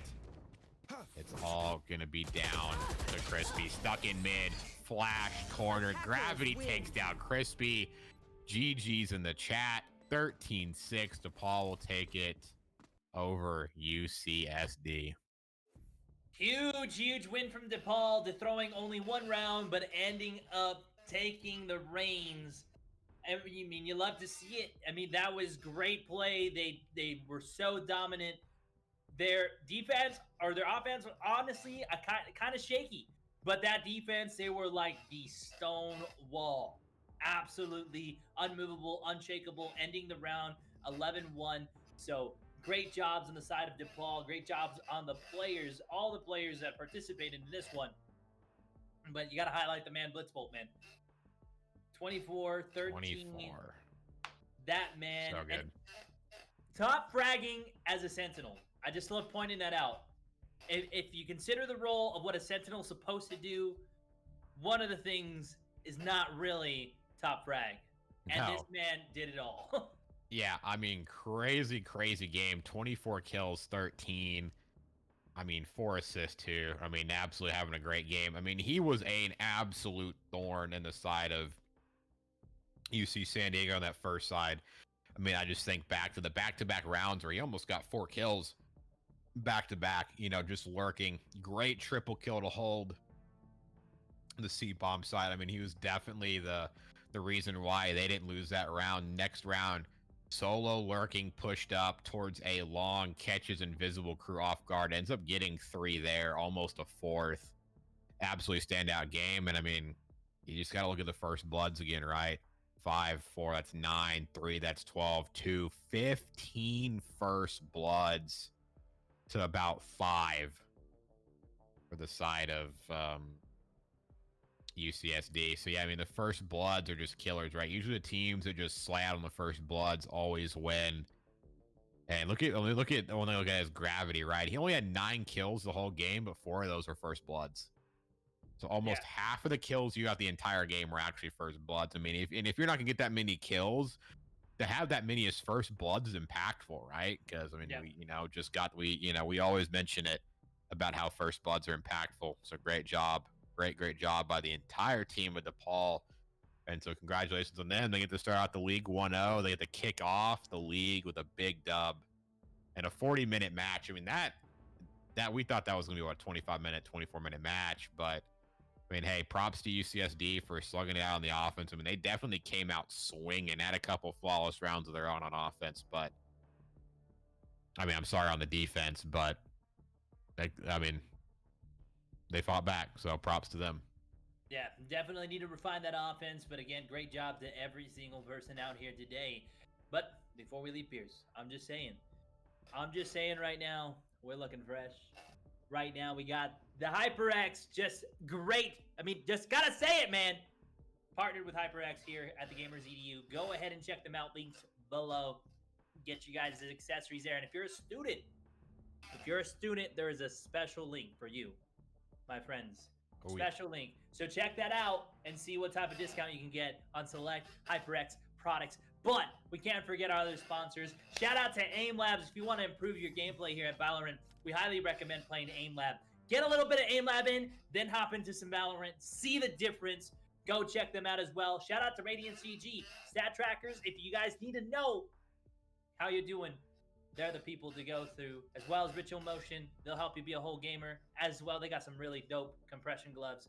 And on top of that, the most important, I feel, one of the most important things I feel, in order to game, right? Your eyes. CEV, Clear Eye View, does provide some great blue light glasses, so make sure to check them out. In that saying, guys, we're going to kick it off to a short break here. We'll be right back with you with some more Valorant gameplay. Don't go anywhere.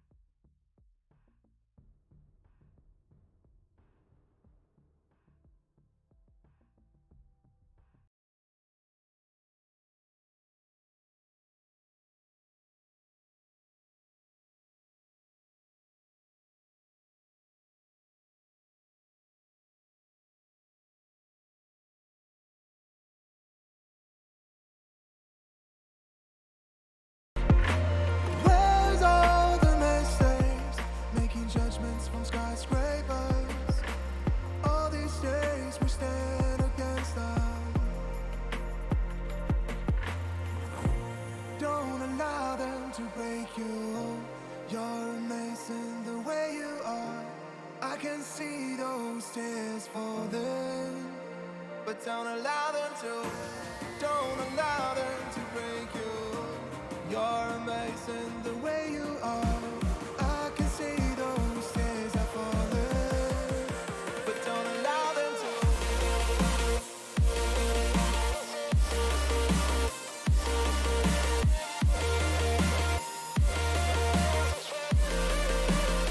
But don't allow them to. Don't allow them to.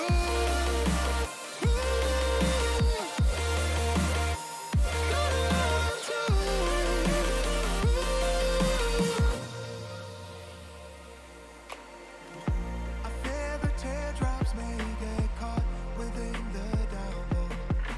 Yet there's never help without relief. Where's all the champions giving out their speeches? All these days thought of the least. Don't allow them to break you. You're amazing the way you are. I can see those tears falling, but don't allow them to. Don't allow them to break you. You're amazing the way you are. I can see those tears are falling, but don't allow them to.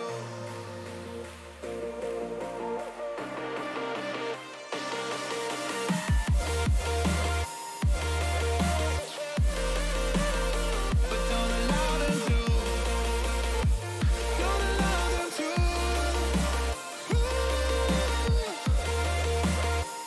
Don't allow them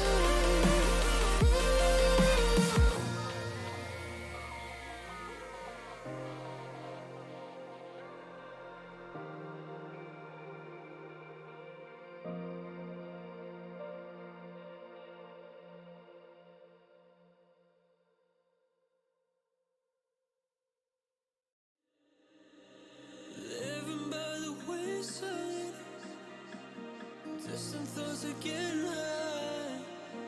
Head was heavy and I'm blurry-eyed. That's all I know. The pace feels fast. I mean it. Without you here, I feel so alone. Energy still depleted. Trying to find a glimmer of hope. Will you look into my eyes and tell me it'll be alright? From my mind is in an eternal fight with stuff sometimes.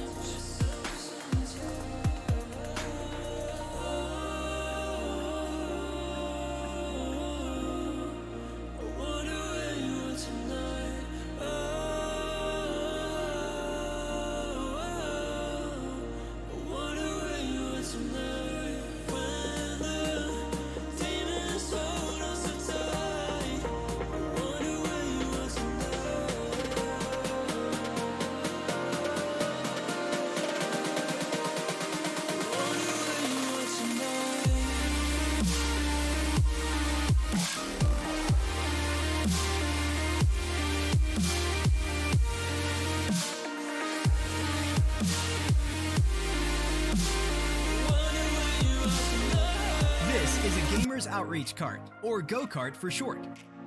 It's a portable video game kiosk built specifically for hospitals. Created and assembled by Gamers Outreach, each unit helps provide recreation to kids and young adults unable to leave their bedsides. The carts can be disinfected easily and have 360 degrees of movement, making them ideal for transport in hospitals. Go-karts can accommodate a variety of gaming consoles. They also come with wired controllers, a gaming monitor, and are equipped with a lift mechanism that allows the height to be adjusted.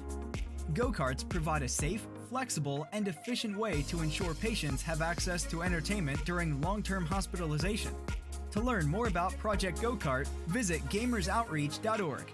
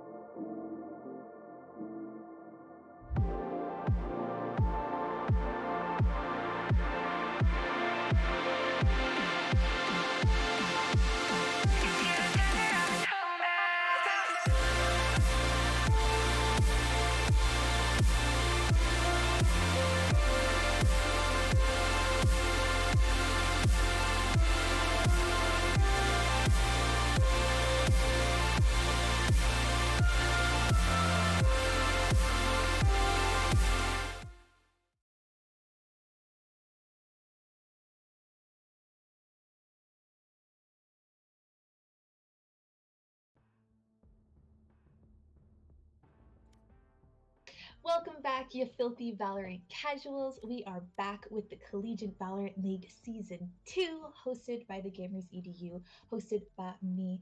I am your part-time host slash full-time Iron Bottom Fragger, Queen V. Firsties, I did want to give a big socially distanced hug to all of the new teams that are joining us here at the CVL. Here at the Gamers EDU, we're really all about promoting a positive and a mentally healthy space for everyone involved. So we do want to go out of our way to either welcome you guys back if you were here with us last season or welcome you to our family. And speaking of the CVL family, I did want to give just a huge thank you to our sponsors. Thank you, HyperX, for keeping me and the casters looking cute and feeling cute in our new headsets. HyperX is our official and exclusive headset sponsor here at the CVL. So we do want to thank you, and we couldn't imagine a better way to kick off the season than with them. Thank you to our other sponsors, AIM Lab, who is the only reason I won't spend the rest of my days for the rest of my Val career in Iron. Thank you, Radiance.gg, Ritual Motion, CEV. Thank you for believing in us as much as we believe in our players. And you can find all of their info down in the panels below, along with our Discord, our Twitter, and our Instagram. Make sure you toss us a follow so you won't miss any of your favorite teams playing, because they're going to play a lot throughout these next 3 months. And before we do get into our next match, which is going to be between Austin versus CSUN, and which will be casted by the incomparable casting duo of Funny Man and Muted, I do want to send you guys on a quick commercial break, but I will see you guys in chat. Bye, guys.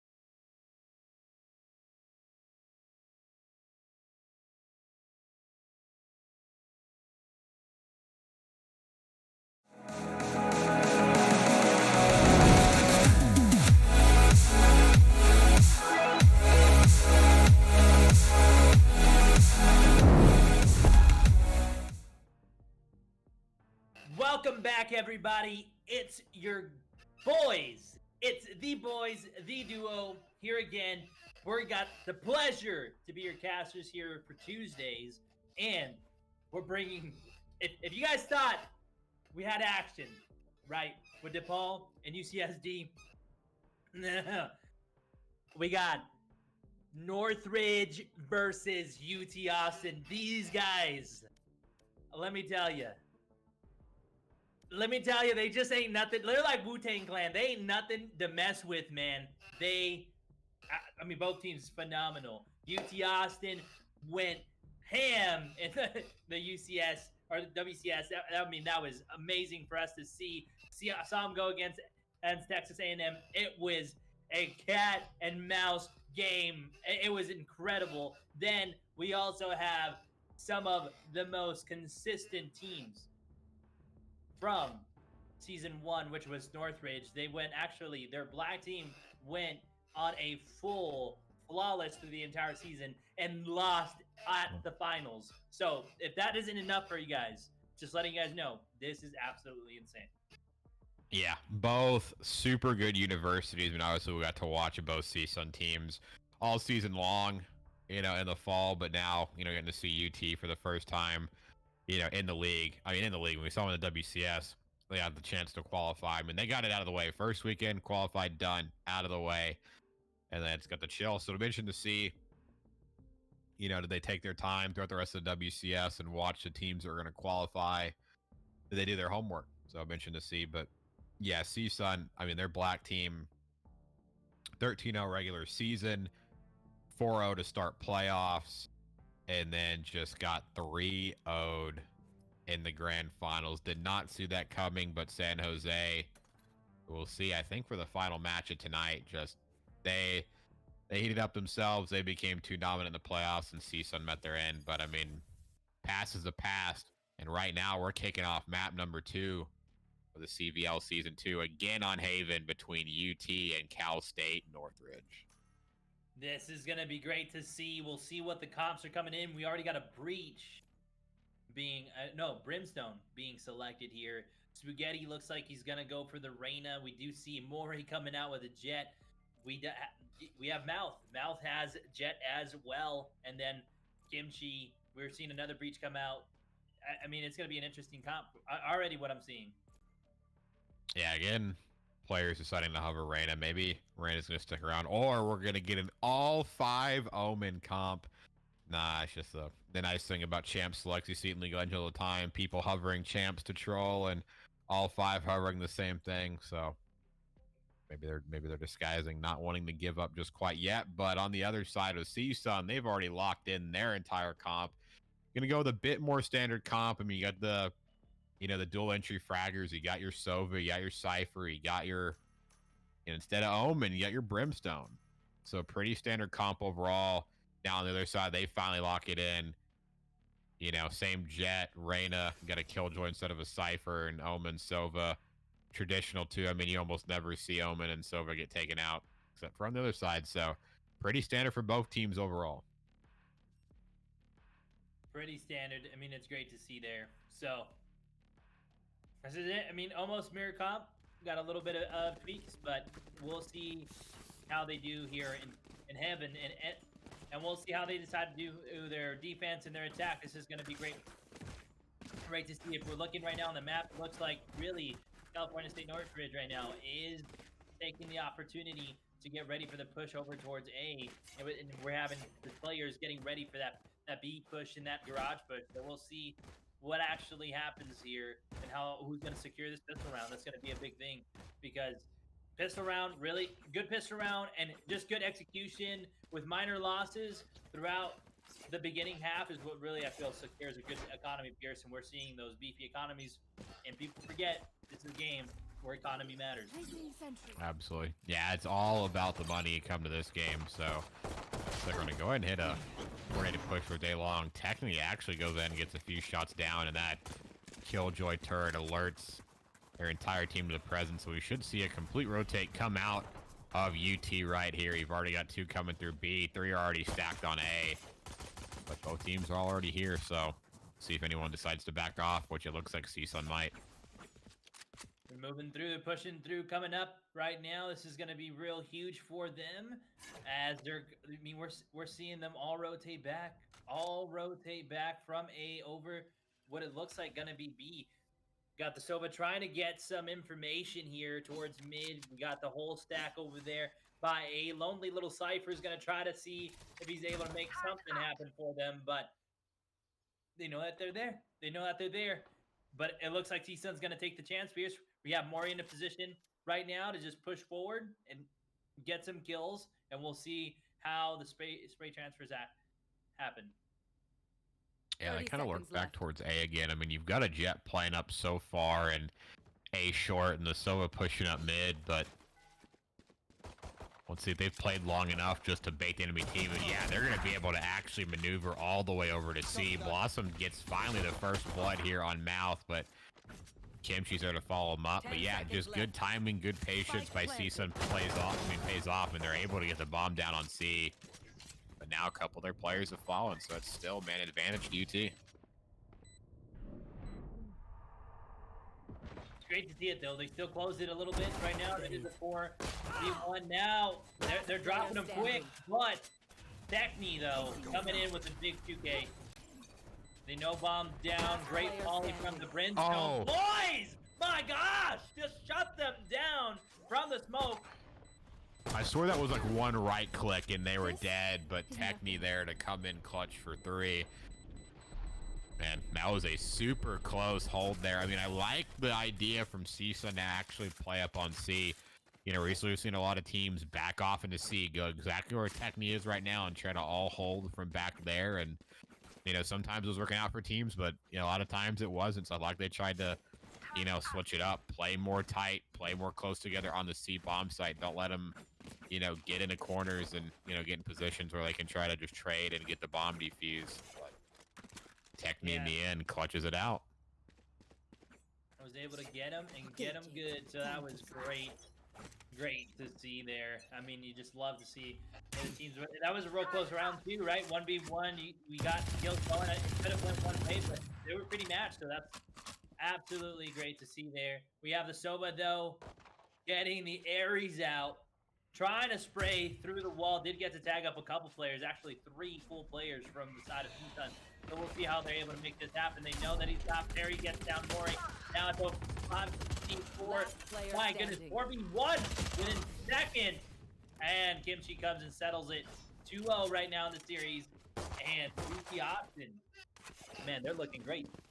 Yeah, easy come, easy go as they all push up B and end up just dying in the end. Yeah, that Odin spray was nasty. Got actually 3 of them, at least a half HP. I mean, any health taken on, taken off of the enemies this early game is a lot. I mean, there's no Sage to replenish. I mean, there's no Phoenixes now. I mean, really, there's nobody that can actually replenish their health on their own from either team except for the Reyna. So this early in the game, might not have all the, orbs available to get, herself healed back up. Not a lot of money invested there. So works out in the end. And again, back-to-back maps, defense gets off to a good start. Back-to-back defense is strong, and we're seeing some walls be built at this point. They're right now, man, and they're looking strong. Both sides are like wrecking trains at the moment in their defense. They're doing great, and you love to see it. You love to see it. Getting a little bit of a passive approach though from the offense, pushing over towards B. We do have 4 players though stacked towards C side, right in the middle of B. So something even decides to happen. They're ready for that trade-off here. We're gonna see Beefy Ben only gets one, tries to transfer onto the other, but Sova's able to get the other player down. Now it's gonna be a 4v4 man advantage. There is none. So moving in, trying to get information. They know that one's there. Able to shut them down. Catfish able to get one. Catfish trying to find 2. Gets shut down by Spaghetti though. Now it's a 3v3. Flank coming in though. If they don't pay attention, that rain is coming in hot. Yeah, just a slight bit more angle, and that player gets that kill, but it's going to work either way as Pierre finds one on the flank. So now CSUN has to deal with 2 players. Mori finds one at Techni, so it's a little bit more even. Mori finds a second. So unfortunately, they just did not play it well enough. Didn't give enough time for Pierre to come in on that flank, and these 2 players are playing tight together, so it should almost be an impossible clutch. Pierre trying to dig a little bit to see where Spaghetti is. A little bit aggressive peek. Mori, 3 kills on the round. As soon as they buy, they win. Mori with 3. That's really big. And they were up 3-2, but they just didn't. They didn't give enough time for Pierre to flank. It ended up both dying individually to Mori and dropping it down to a 2v1. Both players played great angles, so great bounce back round for CSUN. Yeah, that's a great round for CSUN as they clutch it out, and then being big clutch at the end of the day for Mori, getting that final kill, just waiting out, being able to really catch that Reyna before she repositions and uses that. So that was real huge from CSUN. And yet, Ooh. But ooh, yeah, 2 kills go through Instantly at the and same a time. headshot. And there goes another one. Pierce, we're at a 5-2. Man, that was quick. Within seconds. How many seconds passed by before we just saw this get dropped? Not many. Yeah, not many at all. And not a lot of utility goes through either. I mean, maybe like a smoke or a dart, but it's always interesting to see when we watch, in Cassie's collegiate matches, just how quickly, fights will just break out and they'll just happen. I mean, I don't know if there's a lot of thought process involved or whatnot. Not a lot of utility drawn in, but I mean, it happens. These fights go down and people just die right off the rip. So either way, though, talk about a bounce back round from CSUN. UT gets one right after that, so they're going to be in a good situation. Off still in the hand of Techni, and now it's going to break the economy of the side of CSUN. So they're back to pistols. 4 ultimates for the side of UT, so they're going to look to dig in deep here on this defense. Yeah, they're going to need to make some type of muck with their economy, but I mean, right now, the way UT's looking, I don't think they can really hurt their economy here. It's going to be a couple rounds before they can do that, but they need to make something happen with what they have right now. You got the Sova able to see the Jet player there, and through gets the kill, trying to get 2. He is sprayed a little bit, and they get the kills. Not Jet staying alive. Mori's able to stay alive, ladies and gentlemen. Catfish though able to get down 2 boys, and Blossom fall down to the hands of Catfish. We got the Sova knocking down Mori. Now Beefy Benji, and that was the flawless. Yeah, Mr. Catfish being his own, being his own Killjoy turret up there in mid, just sitting on that box. Really didn't even need the help of Mouth right there, just absolutely mowing down everybody in mid. And I mean, you're probably gonna have all the confidence in the world when you're just going up against pistols and you're top fragging like that right now. But then again, his whole team, 5-2, 5-1, 5-2. Only one player negative, and that being Pierre right now. But yeah, and we got a strong ult economy right now from both teams, 5-4. So let's look to see if CSUN can use their ults to get back online in this game. That's going to be a little bit difficult. They need to make something happen, but Mori opening up the kill with Catfish, but Technique shutting down Spaghetti with the op play. They're putting great pressure on there. And now it's a 4v4. They're able to take down the op player, Piers. I mean, that's one, a free op, and if you put that in the hand of a good jet player, oh, it's going to be game over for any team. So, see how it goes. They're trying to. I know exactly where you now goes on to Spike planted. Spike is being planted. Benji knocks down one. Techni comes enemy in with remaining. Bladestorm. Gets two. Mori shuts down Techni. Oh my goodness, it's a 1v2. Yeah, Mouth might catch both. He hears both of them running back. Get a headshot Mori instantly. Almost gets the spray transfer on the Blossom, but Blossom clutches it up right there. Yeah, that was a nice offensive round. I mean, Kimchi was alone on the bomb site. I mean, it was a good rotation over to C. Kimchi was all alone basically at the front of C. Got trapped right there, and Mouth almost clutches it in the end. But that was a good offensive round. I mean, one lone player at C and Omen's not going to be able to do too much to hold them off. Only has smokes, and, they kind of get an idea of where UT's playing. They're going to have no fear and just running it down to C. So good round by them. Mori does pick up the op. I mean, you love to see it when a jet has an op. They always go off and, get a pick and reposition and just be an absolute pain in the side. Pushing in there. Oh, great shots by Blossom. Able to take out the opposing Sova. That's the first blood goes into them. Technique, able to shut down Blossom. Pierre getting poise. Did he get two? No, Mori answers with the op right back at him. Now it's a 3v3. Man advantage is equalized. Now, we'll see how the offense decides to take it. Spike is in the hands right now of the Killjoy. They're moving towards A slowly but steadily. They're getting ready. We see Technique swapping out right now for a Vandal, and Mori's going to keep that up. Yeah, it's a 3v3. Two players are looking towards A. Cypher spread far out. See if he's going to be able to get a pick here, but no. Not able to help his team out at all. Dives to Techni. So they do know one is Garage, but do they know the lone Killjoy player is playing on in that corner? Mori is going to get domed in the back. Catfish not able to stay alive. Spaghetti, though, looking for that TP play by the Omen. Knows where he is, but yeah, Techni's there right with the op. They collect Mori's op, which I think they might. That might be double op setup coming in for UT right now. Yeah, I'd love to see that. But that was a point-and-click adventure, like you say, Pierce. Peeked open and got clicked. But no, they didn't pick up the op here. So right now, they got a full Vandal set up with one op. Their economy's looking pretty strong, but back to pistols again for the side of CSUN. They need to make something happen right now. It is 5-2 in the series. We are only 5 rounds away from the half here, so they need to change something around. They got to remember, teams in the CVL until the final One enemy remaining. games that will be played. Whole best of one. And as I was talking, a whole flawless comes through. Happens, and it happens as usual, man. You know how I feel, right? I just start talking and round begin, round end. So, I mean, not that CSUN can do too much there on, only had pistols, so they're just gonna try to probably get that round over with, done with, get some money in their bag, and go again on the next round. But I mean, if the game goes on any longer, they're gonna have to try to make something out of any eco rounds they might go to, because it's just gonna be a well-built economy right now. I mean, you see they're able to get guns, but little cash left in the bank.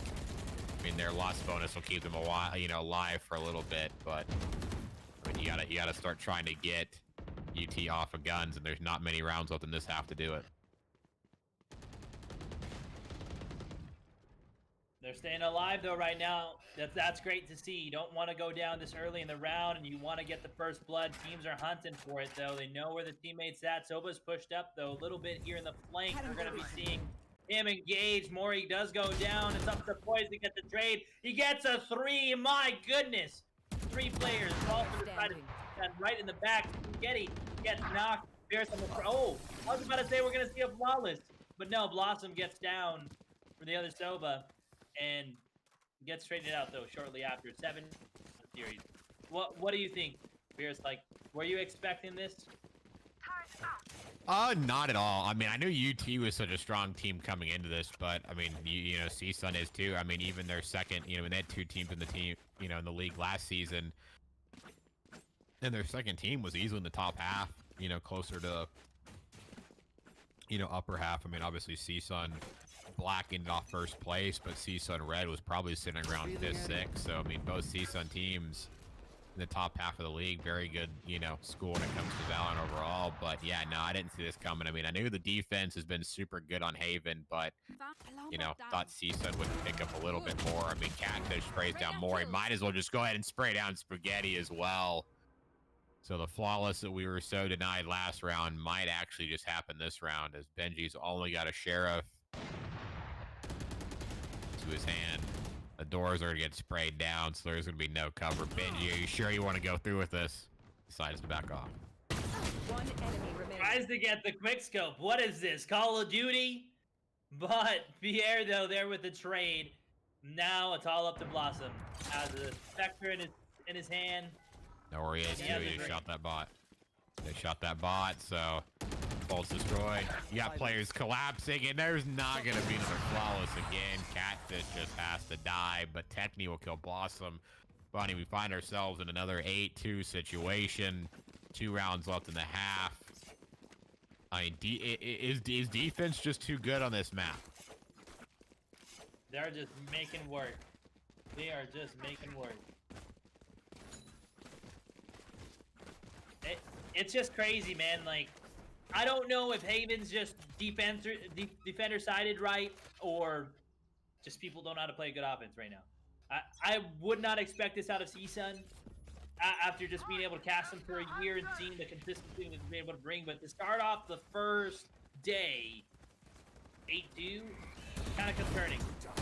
You know, stand in the smoke gets one. Benji gets the trade onto the C bomb side. Benji gets another. Oh, looks like the aggression's coming through from the offense. They're just pushing straight through. They know one through the smoke. They're watching the flanks. Catfish does fall down to the hand of Mori, and this was a great change.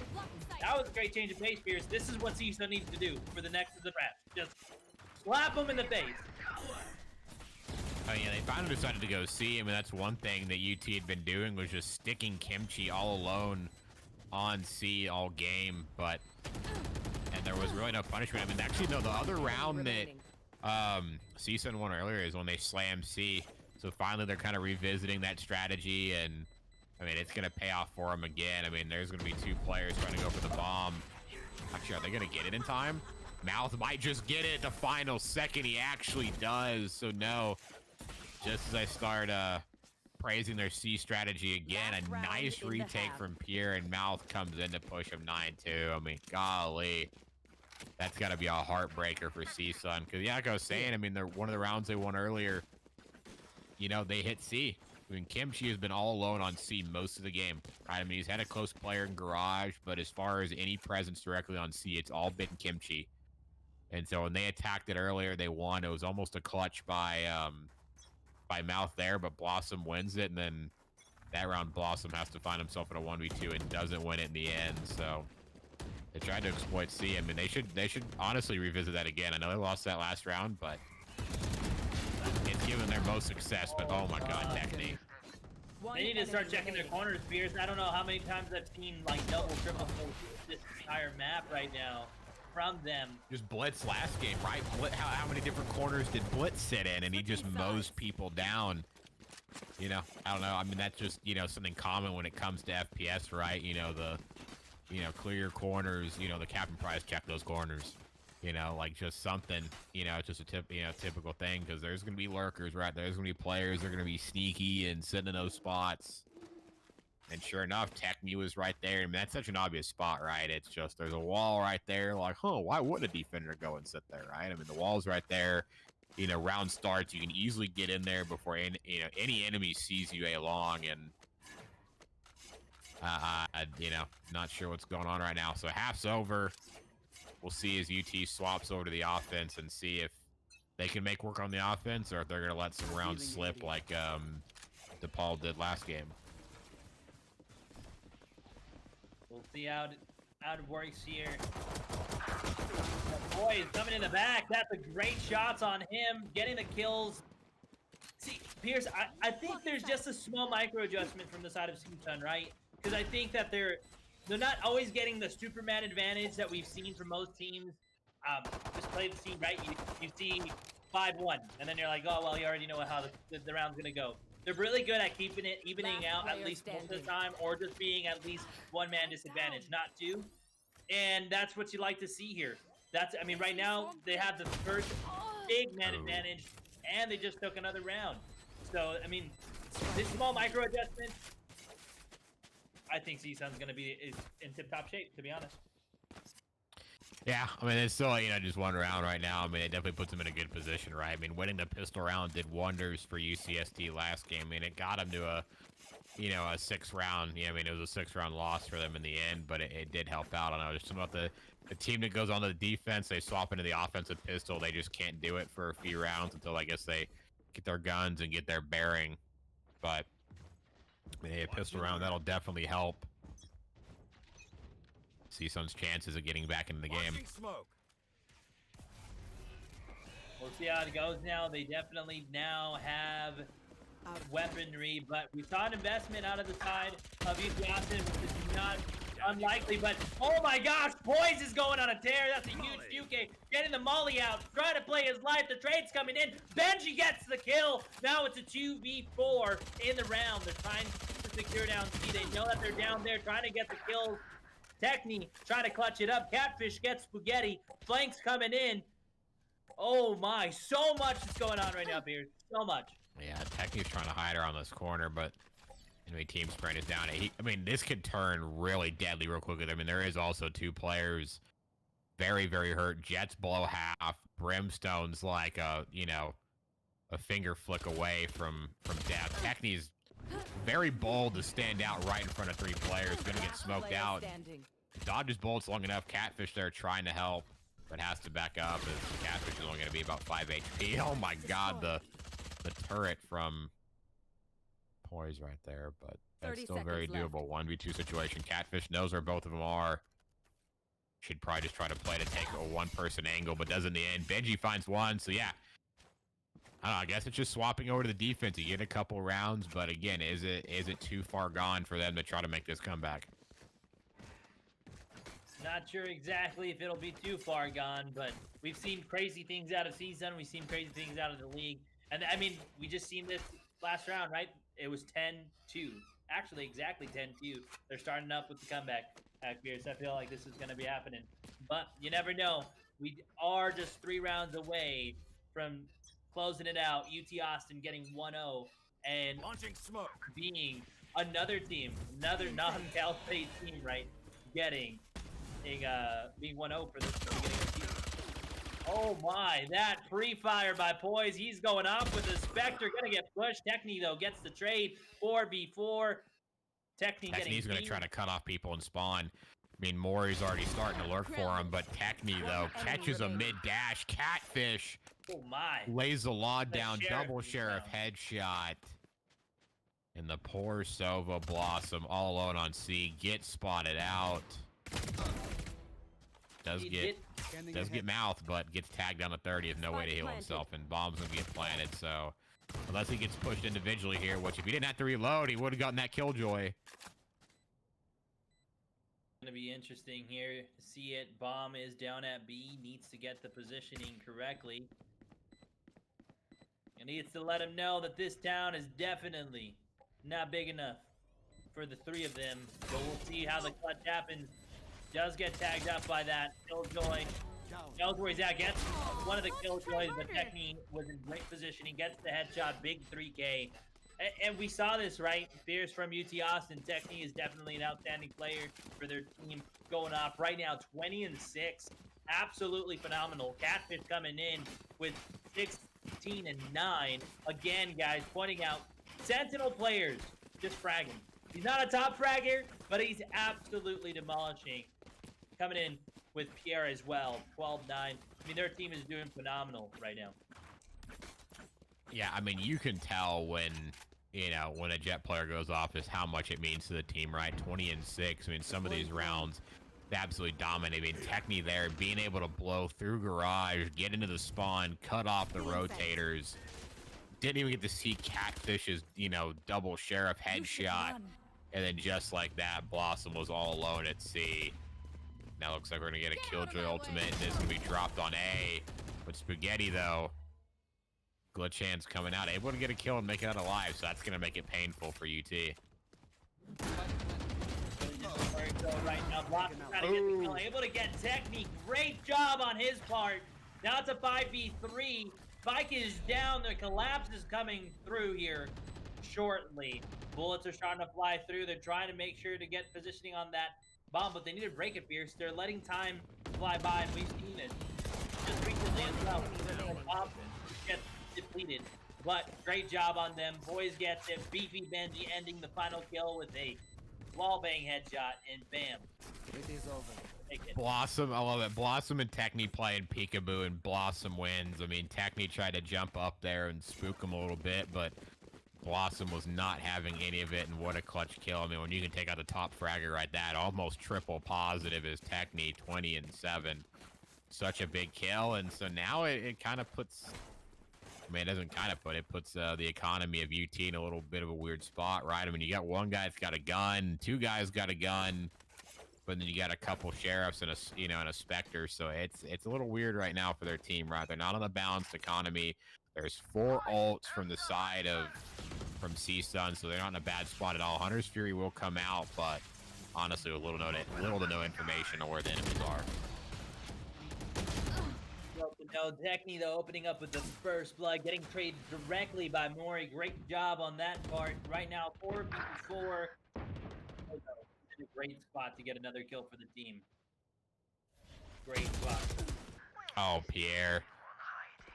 Headshot a little bit off. Benji will drop the ult, so big ult investment right now from the side of CSUN in this round. They will go to Kimchi. We'll get the bomb down in A. It's going to take a while for the players to rotate, so we'll see if Catfish almost gets a headshot. Actually doesn't even connect on the Mori, so they know one player. They know both players are spread. Let's see if individually can hold Kimchi, starting to rotate around from heaven. He hears all three on the bomb site.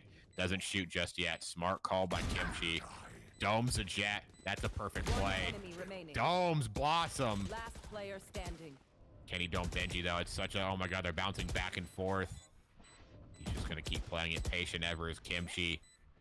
Holding it to the last second. He's just got to not overpeak. Overpeaks onto Benji there in the end. Benji was able to get it to half. 4K in the round. Such a nice try by Benji. Unfortunately, Catfish didn't have a gun of his own. And CSUN survived for just a little while longer.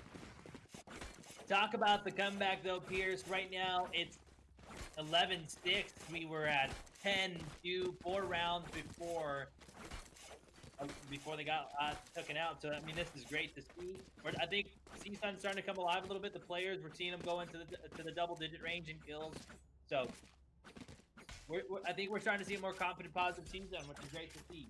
Great to see some of last season's contenders starting to light up the show right now. But UT Austin still ain't nothing to mess with.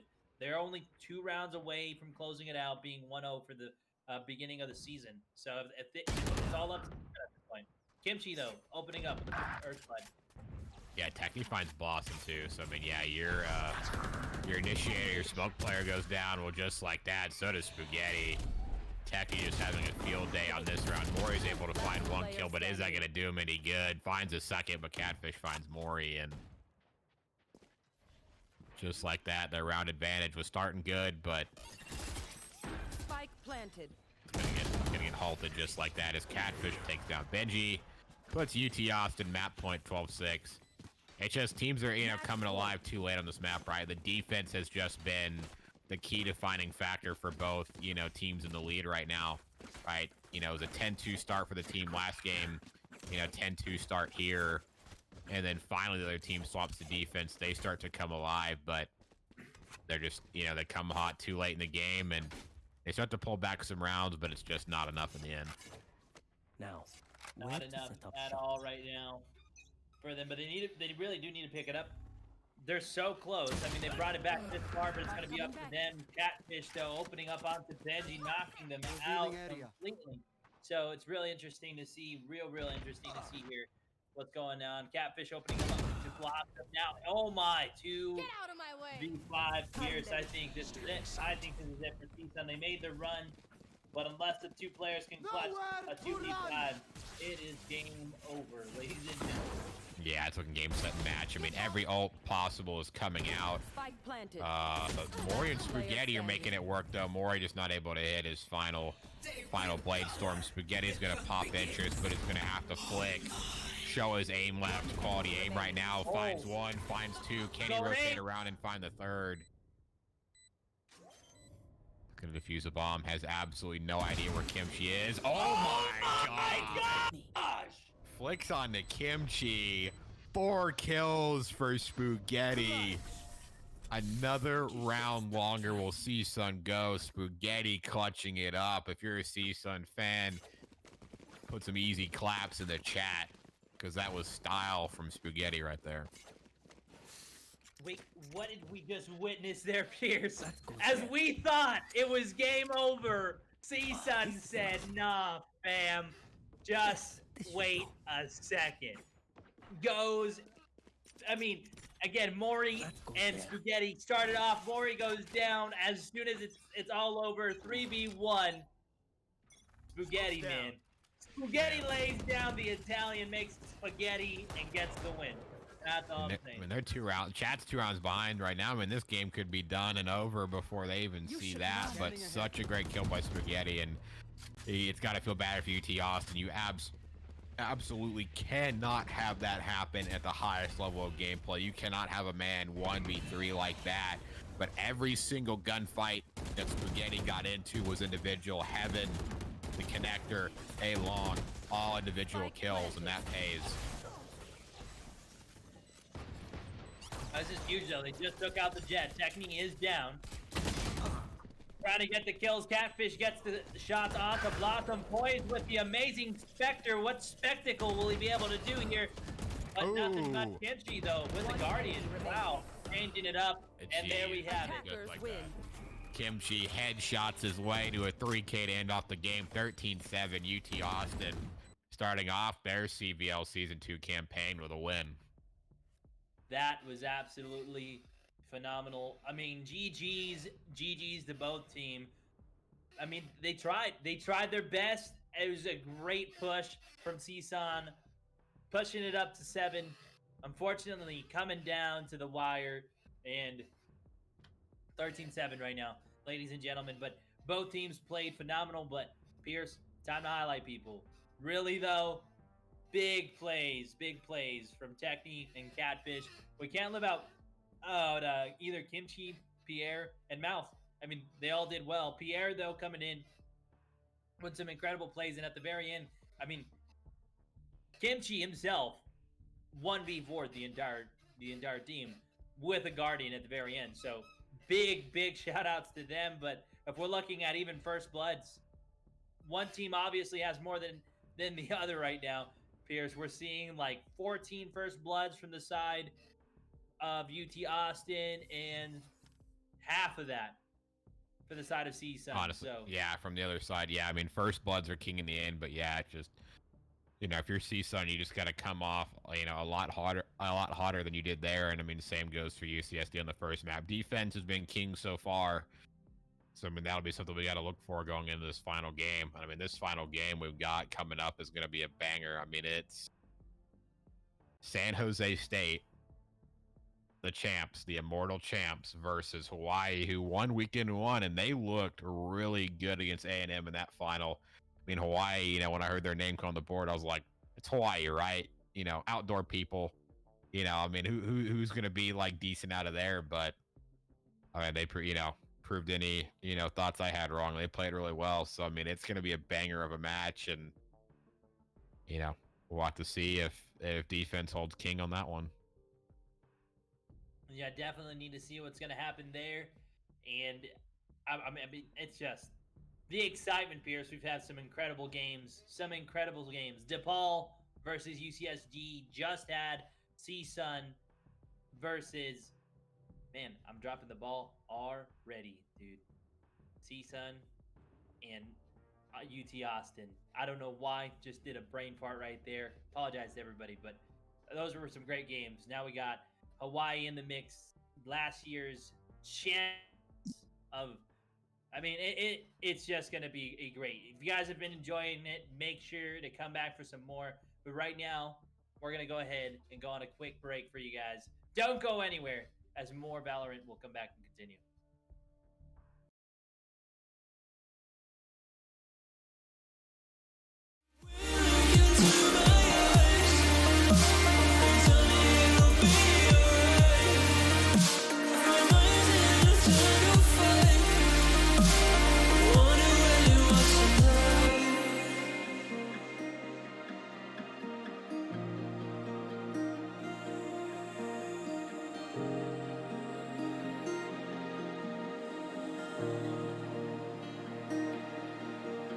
Been focusing on healing my fractured soul from all the harm and pain I once concealed. But the storm has come before the calm. Will you look into my eyes and tell me it'll be alright? For my mind is in an eternal fight with itself sometimes.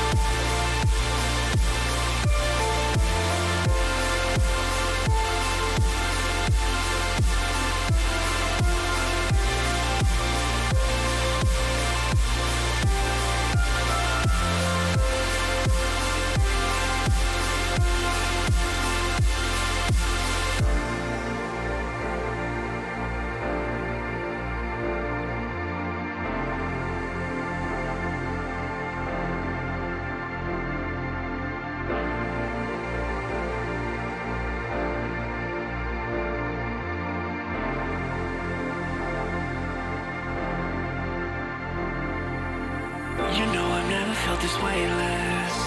If anything, it's you that caused this. When I keep falling through my heart cracks, it's you that turns around this whole mess. I try to fight my way through darkness. If anything, it's you that stopped this. When I'm surrounded by the heartless, it's you that turns around this whole mess.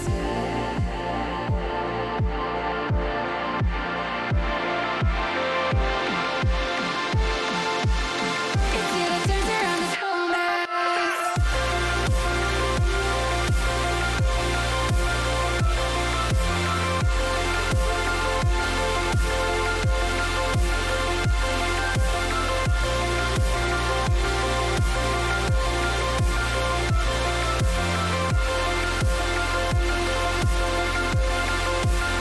It's you that turns around this.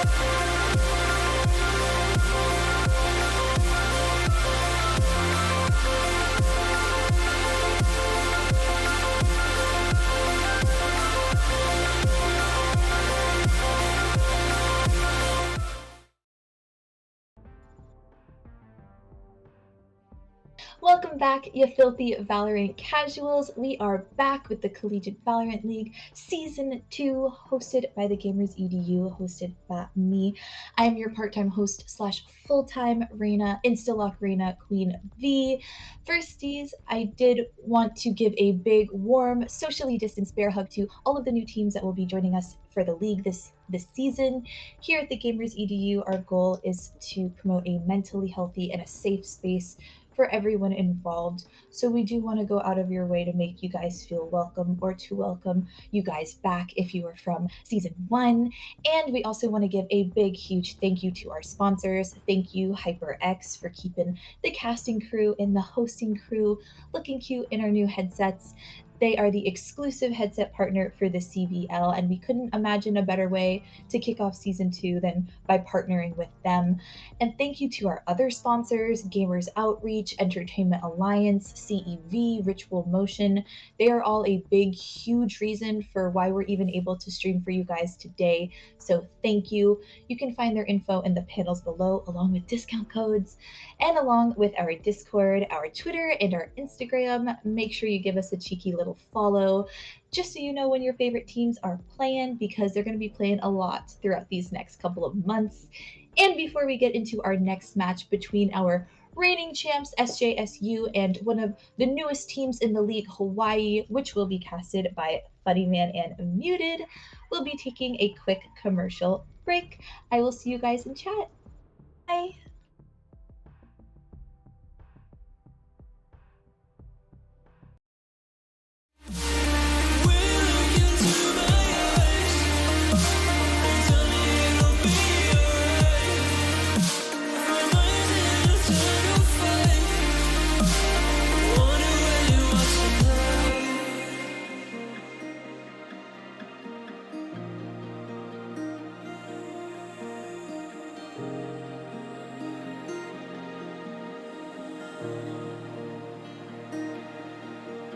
Been focusing on healing my fractured soul from all the harm and pain I once concealed. But the storm has come before the calm. When you look into my eyes, Hey y'all, it's Martin Ohms here. I'm the operations support Gamers Outreach, and we're here at the London Health Science Centre here in London, Ontario, to give the very first 2 Canadian Gamers Outreach gaming carts for the Sick Kids Hospital. We're very excited to be here with Patrick, our Egyptian Tardif, and let's go inside and check it out.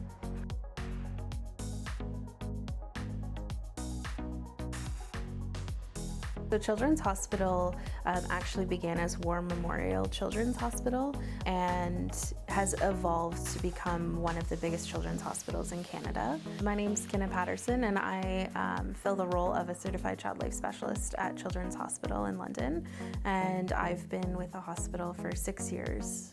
Healthcare delivery has changed over decades from being solely medication or medical focused to look at the whole person in a holistic way. We know that there's research to demonstrate that play helps healing time, it helps reduce length of stay, and it brightens kids' future. It allows them to thrive in an environment when they're faced with adversity. As a child life department, we're consistently looking for ways, how can we enhance this? How can we meet kids where they are? And right now, it's a world of technology. Today, made our first, I made a round with the carts and got to deliver them to some of the children that were eagerly awaiting. With the carts themselves, it's exciting because you're able to bring the games to the children, and one of the children needed to be quarantined, isn't able to go to the big room to play the game station that's already there. So being able to bring it to them, I mean, that's just a huge benefit. For all those content creators in general that are on the fence about whether or not they should do something charitable, if you're on the fence at all, absolutely do it. If you're slightly, I want to do it, but I'm not sure when, just do it. I can guarantee you that you're going to love the end process and you're going to love what end result comes from it. The feeling that I have today, it's kind of hard to put into words, but I can't wait to do it again. I think it's absolutely awesome. Just to automatically give back. Wow. I'm proud. I mean, Martin and the guys from Gamers Outreach were definitely helpful in guiding me towards this, but yeah. We're forever grateful for this donation. In terms of sustainability, the Gamers Outreach unit, the go-kart, is kind of everything that a child life specialist could ever dream of. A system that many, many, many kids enjoy and find value in, but being able to continue to have that resource is difficult if it's not done in a sustainable way, which is why Gamers Outreach is brilliant and I think a great resource for any children's hospital.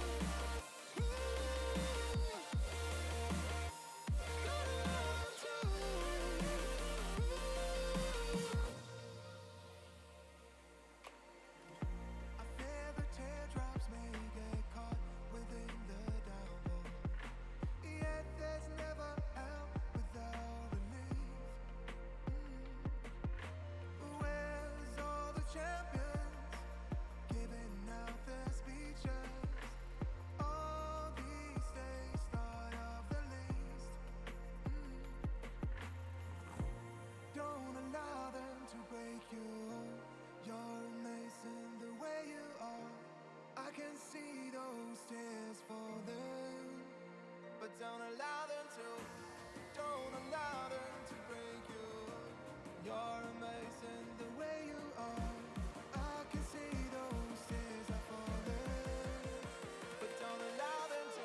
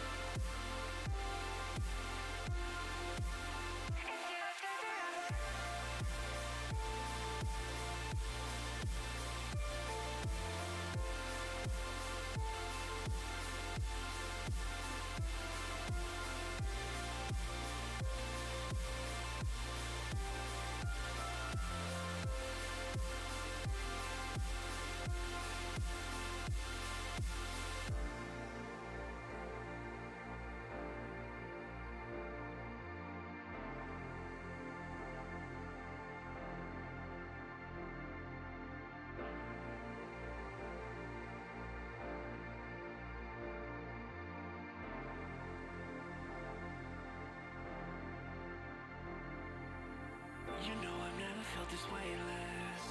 If anything, it's you that caused this. When I keep falling through my heart cracks, it's you that turns around this whole mess. I try to fight my way through darkness. If anything, it's you that stopped this. When I'm surrounded by the heartless, it's you that turns around this whole mess.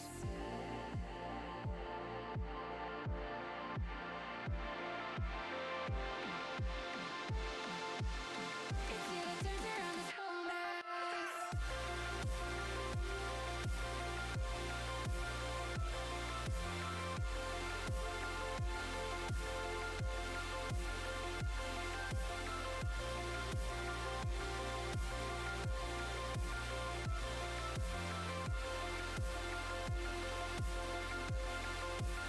It's you that turns around this.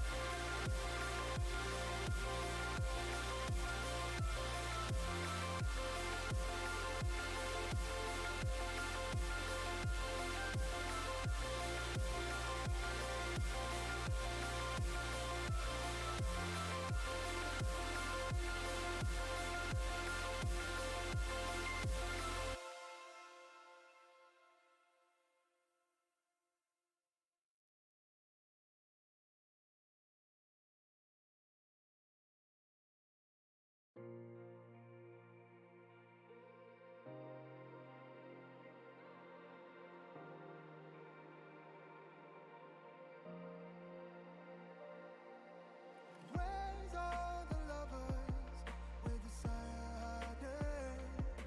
Missing the chance to transform something basic. Where's all the mistakes? Making judgments from skyscrapers. All these days we stand against them. Don't allow them to break you.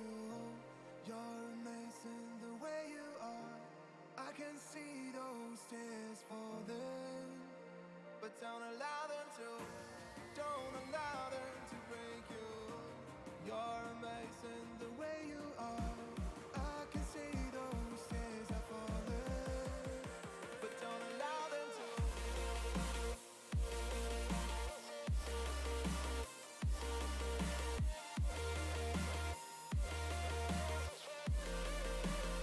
But don't allow them to. Don't allow them to.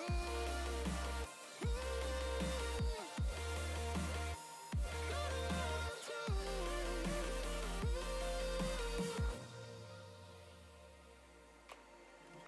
I fear the teardrops may get caught within the downpour. Yet there's never help without relief.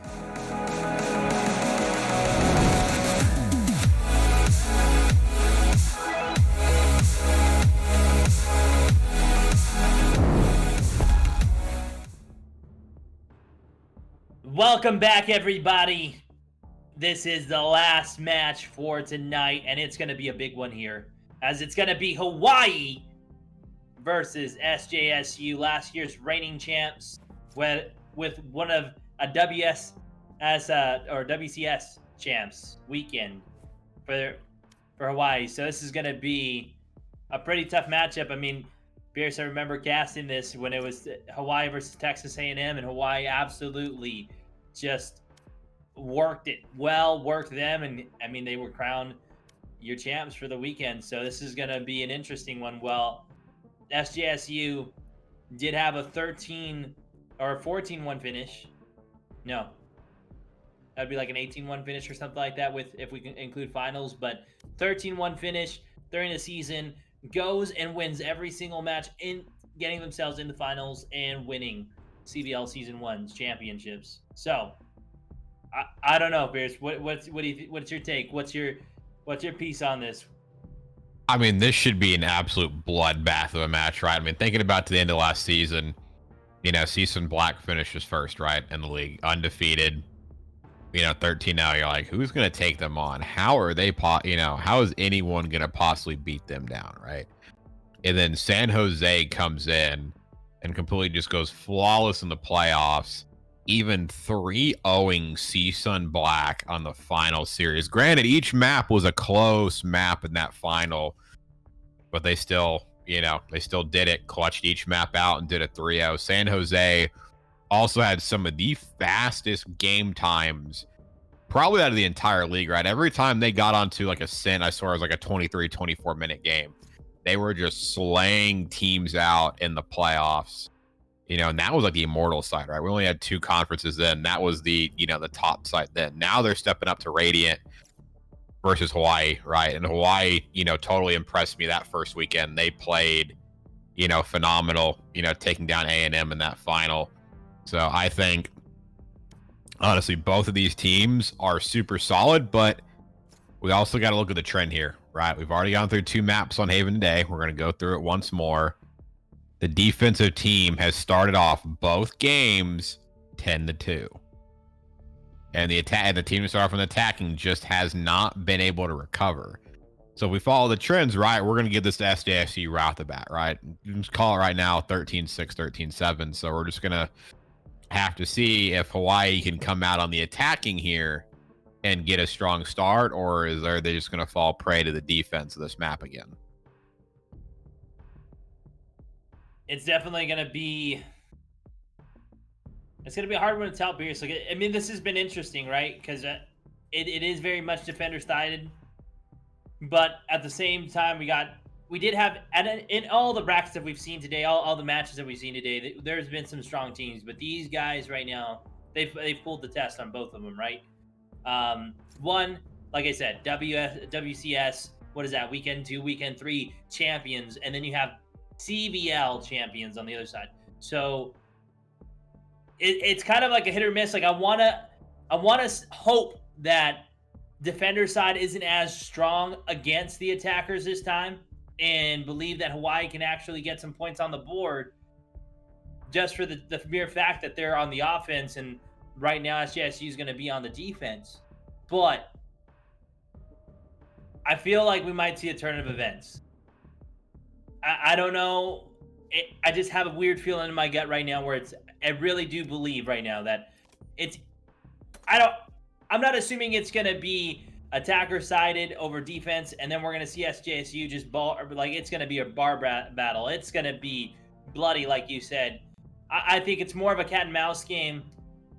Maybe a 2-0 or a 2 lead, just trading off every once in a while. I'm not too sure, but I mean, this match right now, what it's looking like, it's just looking vicious. So it's kind of even hard for me to say what really solidify on what it's going to go. But I'm gonna go ahead and just say that I think that this is going to break the curse of what we've been seeing tonight.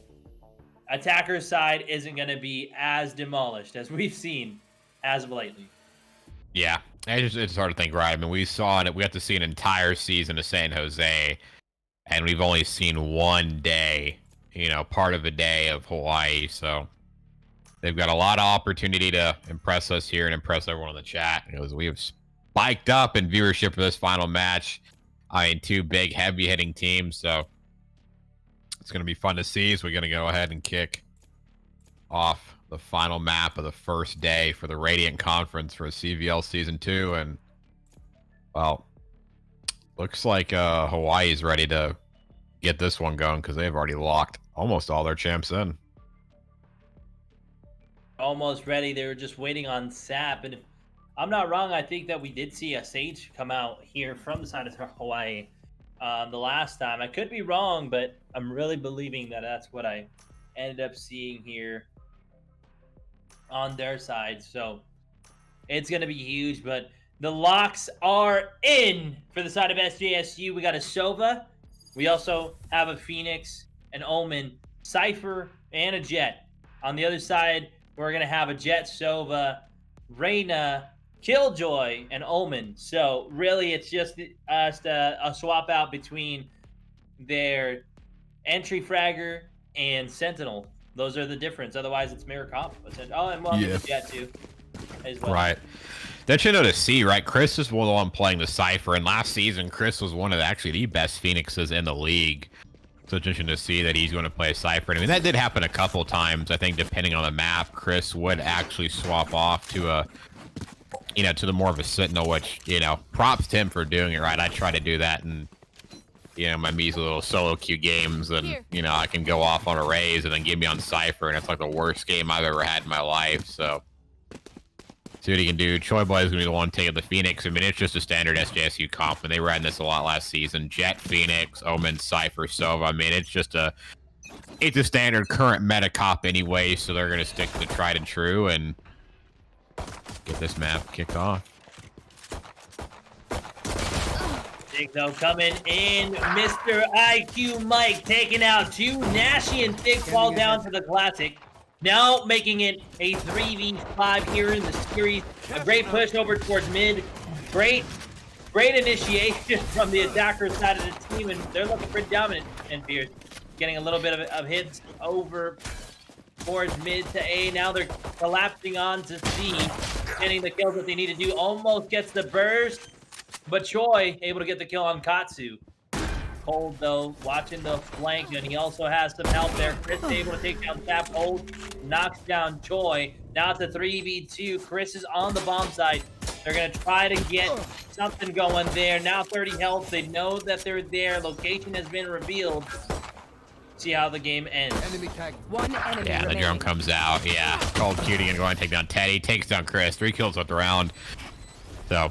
Good opening picks by them. I kind of like the idea of Thig. I mean, he pushed up mid, slow walk, and nobody had peaked just quite yet, but I think he got a little too comfortable, tried to hop into the window there, and then, finally got caught by the team to the side. I think if he would have played a little bit, more sneaking, would have crouch walked in mid, his teammate that was playing back at them farther, could have just been kind of like a Sentinel for him, right? Could have, saw, oh my God, there's like one in the window, 3 mid, could have killed them. Maybe they could have had something better, but good 2 opening kills by the attacking team. Blocking sight. You might be right. I mean, this is something we haven't seen yet. The attacking team win that pistol round. Man, these guys are trying to get some burst through the walls, but yeah, they're looking great. That was a great start off to the round 2. 1-0 this time on the attacking side. They have the lead here. They're playing it safe. Nashi pushing forward. It's going to try to get one. Gets one. Almost gets 2. Has to reload. Katsu gets the trade. That's unfortunate, Pierce. I think we've seen so many deaths just to reloading and alone. Yeah, that's the worst. That's the worst time to die, right? When you are reloading or throwing, some sort of utility. But the shotguns were sounding off there for a minute, but Tezid actually takes down both of them. So we got a full sprint from the Hawaii players coming towards A, but yet another shotgun player. Teddy is there, ready to shock dart his way. Actually gets the player with the bomb, won't kill him. Tested down, 11 HP. He's going to be very careful with his life. We'll get the bomb down, though. We're going to try to get it. 30. Ooh. Oh, no! Ooh. Tested, though, able to get the kill off left. Teddy Rex. Now it's going to be Chris all by himself. One's out trying to get that. The alarm bot almost went off, but they know exactly where he's at. They're trying to get something to happen there. And Mikey able to get the kill here onto them. 2-0 now starting the series. A great turn of events, Pierce. It's a great turn of events. The offensive team putting in work. Yeah, it was a nice try by, I think it was Stig and Teddy that were rocking the shotguns. Honestly, most of that San Jose team had shotguns and they made some work, but Tess ended up finding 2. I mean, he got real close to him, able to find 2, so good job by him to kind of break open that side. I mean, San Jose was starting to push up, getting aggressive on defense like they're known to. I mean, Chris and that whole San Jose squad will come at you on defense, but University of Hawaii definitely looks like they're ready for that. Nice try by Chris, though. Tries to get a shot with Sheriff. Gets knocked. Zapped is on Natch. And I mean, Hawaii's looking menacing. One of the teams highlighted right here. They get into this league, it's going to be a completely different ballpark right now. They're collapsing out to the team. They're close to getting a flawless. Yeah, and they're just playing good Valorant right now, right? They take on the one player. They know he's only got a Sheriff, and that, gives them the idea that the, opposing players have absolutely nothing in their arsenal right now. And they just go ahead and push C. The worst thing you could do would be play passive, give opportunity for San Jose to get in positions with these shotguns and pistols to maybe pick you off and scavenge your own guns. So San Jose just hurting right now, and University of Hawaii, I mean, they're playing just as fast as we've seen San Jose in the past. They're playing flawless. They're playing relentless. And now the attacking team's starting off 3-0. So funny, your hunch, your Valorant spidey senses are proven right now. The 5-head level gut play coming in. Definitely something. Predictions 50-50 all the time, but hey, take the credit. Did say it earlier. I mean, it's great to see. It's great to see. Now we got the bye round, though. We'll see if tides are going to change. We should have both teams, though, loaded with weapons to use here. So we'll see how this turns out. If SJSU is able to turn around, they only took one loss last season, guys, to CSUN Black. The only loss that they ever took, and then they revenged it in the finals. The best has shaped to see. I'm wondering if this season it's going to be the same thing.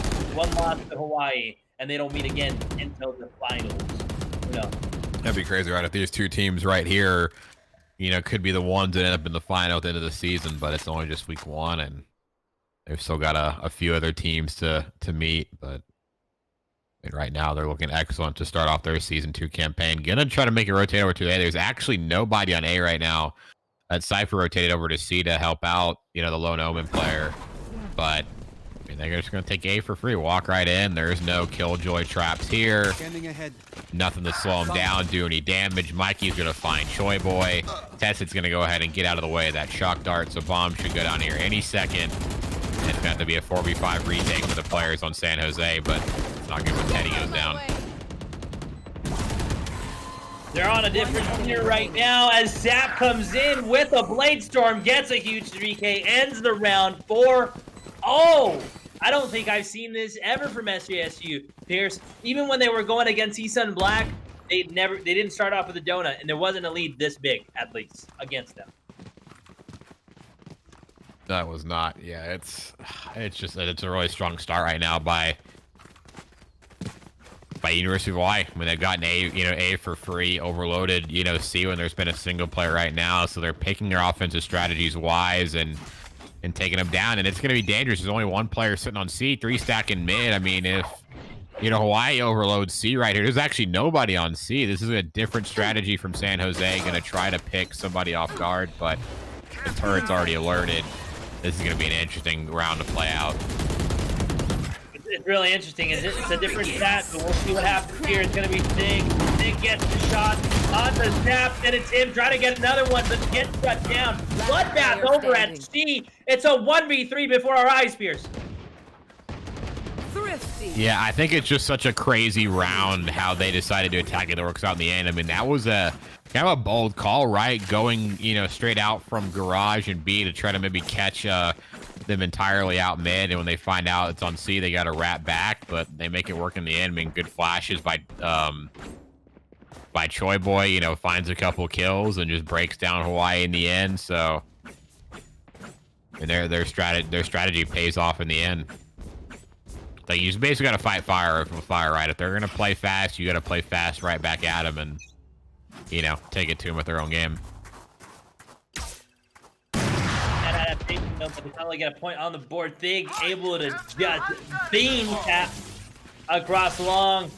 Hunter's Fury coming out. Tested does get tagged up just a bit. Choi gets the kill onto Tested. Now it's quickly it's a 5v3 in just a moment's instant. We'll see how Hawaii comes back. Some rebounds to that. We look at the map here. We're going to see some trades coming in. Yeah, it's a good adaptation right now by San Jose. They're not letting University of Hawaii push up and get any space. I mean, you see the first two bloods right out in front of A short. I mean, there was 3 people stacked over on A, and obviously we've had a little bit of rotation there, but that's good. I mean, this is a map where you want to get intel early, right? You want to be able to peek A long as a defensive player and know whether or not you even see one person there at all. Or if you see no people there at all, then it allows you to shift your, defensive around and plug the holes that need to be plugged, right? Because, like I said, when I was describing this map in the, before the first series even started, there's just so many angles, so many routes to get into these bomb sites that you're not able to cover everything without just spreading yourself thin, right? I mean, you could plug these holes, but then they'd be easy to exploit. So you got to get information, you got to get it early, and you got to not give them so much map control. So, and they did just that. They got a bunch of kills. These last 2 players got a save, which is a good smart play. And, well, actually, somebody might have typed AFK in chat. That might be just a troll. Both players are looking around, so. Yeah, we'll or is the Omen looking around? He just kind of sees, still aiming in a corner. I haven't seen the Omen. No, the Omen has looked, so probably just a troll AFK there, having a little fun. And oh, they'll find themselves 2 rounds in a row. San Jose starting to climb back in a little bit. Yeah, 2 rounds in a row. They're making their push back, and I mean, I'm glad. I want this match, guys, to back and forth. So, I mean, me and Pierce do. We know the capacity and the potential of both of these teams, and oh my, if it doesn't turn out the way that I feel like it should be, I'm honestly going to be a little bit disappointed. But so far, no good. Oh, Big though, opening up with that op. Just got to watch out for the jet player with an op. And yeah, Teddy's going to go ahead and drone and get some sort of advantage. So, I mean, even if he gets killed by the silver player right here, which he won't, right? Doesn't want to give away his position. Knows the Omen is there, though. Actually does tag him. Will Teddy know that there's a silver player sitting in the corner? Does see him. Tags 1. Will have the confidence to go for more, but looks like Hawaii is going to go in back down. Maybe try to get a rotation over towards Seaside and see if they can make something happen there. Playing it safe, though. It is a 3v4. They need to make something happen over, and I think the best shot right now they have is Seaside because they do have players. Hey, and this is it. The collapse needs to happen. Spike needs to go down at this very moment. You should run. That is not a gunfight you want to lose if you're Nashi, right? I mean, sit in a corner. We've seen how deadly the players that sit on CR work, but they're going to go ahead and drop a Killjoy ultimate. It's going to force the defensive back. So they're going to take just a little bit extra longer to make their push. Wasting time, that's the best strat because right now the time is on their side. That's another way to win this round. It's going to be up to them. We're going to be seeing right now Paranoia coming out, blocking 1. They're able to get 2. Hold on a 3, Mike! Skill and Chris, and now it's a 5-2. That's a great retake from the side of Hawaii. Yep, they go ahead and overload C and make it work out in the end. I mean, they kind of die a little bit early on in the round, but I mean, C was lacking a little bit. Nashi just honestly needed to. If Nashi wins that opening gunfight right there when they push in, that round goes differently, and we're seeing 4-3. But he got caught either reloading or kind of switching his gun a little bit, maybe coming out of utility, and doesn't win in the end, and that gives Hawaii access to that bomb site. So just as San Jose was coming back, Hawaii picks it right back up.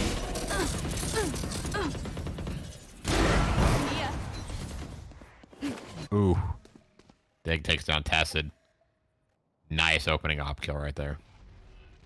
The counter op is there though, Pierce. We do have SAP. They did pick up that op on their side, so we'll see probably some op-to-op engagements here. They're playing it a little bit back.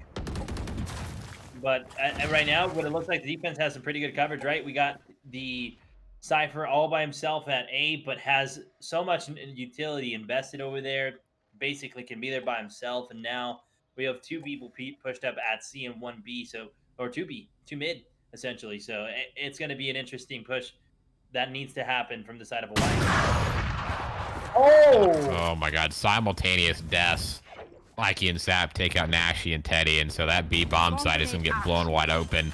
The defense is completely spread out.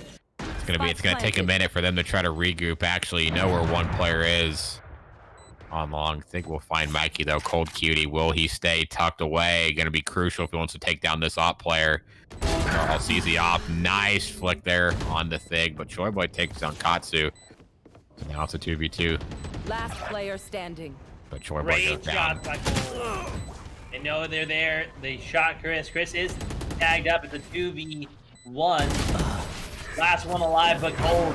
We saw this in the WCS that weekend, and Pierce Cole just going off for the team, being a standout player. And, I mean, he's showing it now in the CVL. That's what we were hoping. That's what we were expecting. Nothing less. And he's up there, 12-4. The man, Mikey, coming up with 9-2. Sap as well, 7-5.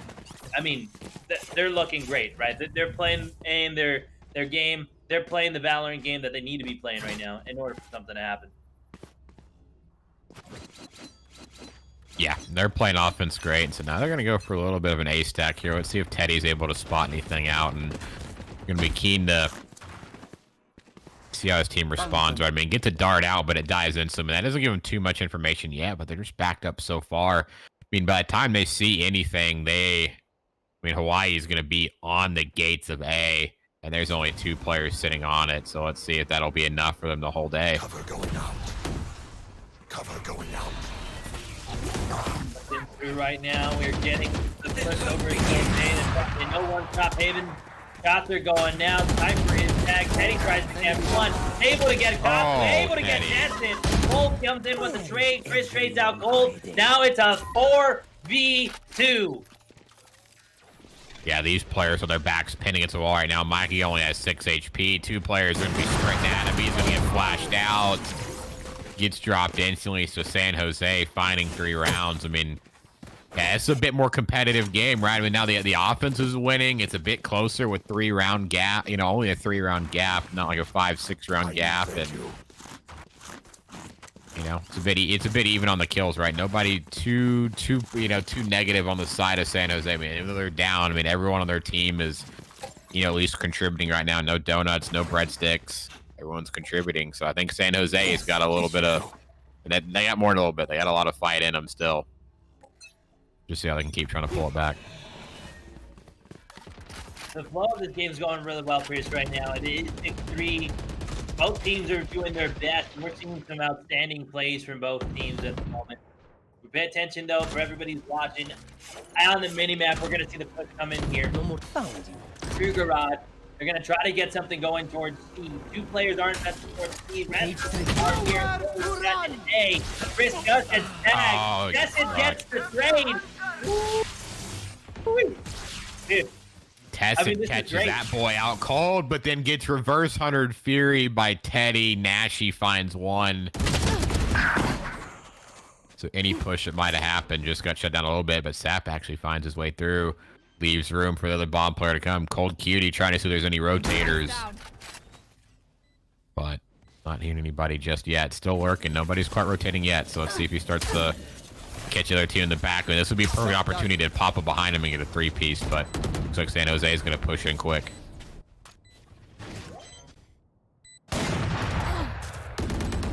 Last player standing. Last player standing. After going in, it's a 1v1 Sap versus Joy.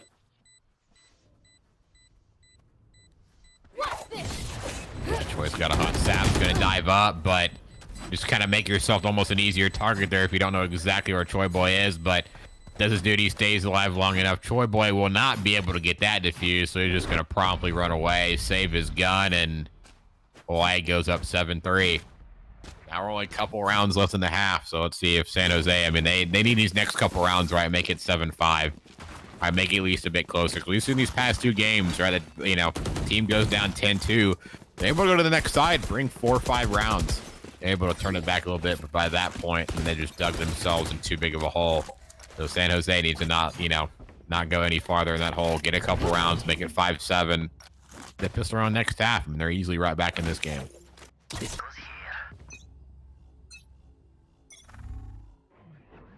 going to be an intense push from them. I mean, right now what we need to see is San Jose do their best defense yet. It is a 7-3, as you were mentioning, and they can get back in this game. It's totally viable for them to do that. Teddy, though, scouted out, going through, back of A long, nothing coming through, leaving just 1 player over towards C. Chris is trying to make something happen. Cold takes down Nasty. They're trying to get him through the smoke, able to go away with his life at the moment, and now we got Choi. Choi is standing inside the side of Garage to make it a push, trying to make something happen. Chris drops down Session. Teddy gets stabbed with the shot guard. That's pretty impressive now. And now we're working on to the next one. Yeah, got the bomb down, trying to hold 4v3. Cold Cuty's gonna find one. Has to, drop down, gets caught out. So they won't be able to get that final kill. Teddy cleans up one.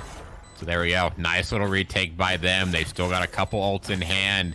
Going to this final round for the half. They're positioning themselves very good. They've kept it close. Haven't let, Hawaii get too far of a lead. And last round before right now they're sitting pretty. I mean, you've got Phoenix, you've got Omen ult. So you've got some good retakeage right there. All they're going to have is, honestly, that Omen ult. Even if they get an orb, I mean, that Reyna might be close. She's going to need to get a pick to go along with that. Nobody else really within range of trying to use, their ult in this round. So it's going to be a nice little advantage for the side of San Jose. I mean, they get a, ult orb and a kill on Teddy. I mean, he could have his ult too. So things are looking real strong for San Jose to go in 5-7 the next half. Look great there. Choi, though, even greater now, getting the first blood, trying to make something happen there for the team. They're trying to get the push moving towards A. Two players coming in. Mikey's able to get the trade onto them. Teddy, a little bit pushed up, over aggressive, 3v4 at the moment. Sig able to get down one. Cold shuts down Sig. They know where one's at. Oh my! It's a 1v1 up here. Oh, Teddy. That is so huge for Teddy. Gonna pull out the Hunter's Fury, kind of pop him with a little shot, and that was a nice bounce back half by San Jose, right? I mean, that started off really, really good for the offense. 4-0 start. I was like, man, this is looking good for an offensive team finally, but look at the way Cold Cutie is leading right now in Hawaii. 18-8. Katsu, the little bit of a Little Caesars breadstick down there, and the rest of the team kind of filling in. But I mean, even as a kill contribution, I mean, pretty evenly, honestly, on the side of San Jose. So I mean, they're looking prompt to make some sort of a comeback. And we got a slight pause here. I think it was Choi Boy that actually hit the pause. So looks like San Jose gonna try to get a little pause in, regroup, see how they can continue this, momentum they're starting to build, and see if they can push it on to a, where they take the lead. It's going to be definitely interesting. And again, Pierce, like we were talking in prior games before, these pauses, they need to take the advantage of it, right? Stopping that momentum is huge, but even for other players that are watching and you guys are in the competitive scene, and take a pause, learn how to come out of these pauses still headstrong. Because it's like a slight little thing that it does. It's just the weirdest thing. That's why even in just regular professional sports, you have the ability to do timeouts. And now Valorant has the ability for pauses. So the pause is going to be ending here soon, and we'll see what exactly both teams are going to be able to entail as we're getting into the next pistol round and ending the bye phase.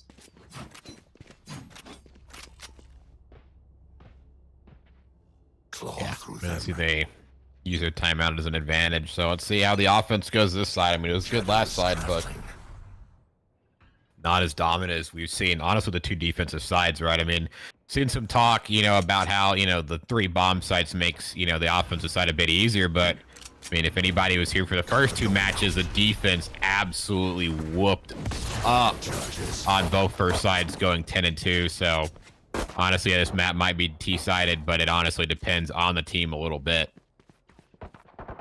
So let's see, is a B push. Looks like it's going to be for the side of San Jose. Comes out in a good position, but Tig comes in, getting it with the frenzy. Zap goes down. Katsu and Cold get the trade. Chris knocking down Mike. Teddy getting Katsu.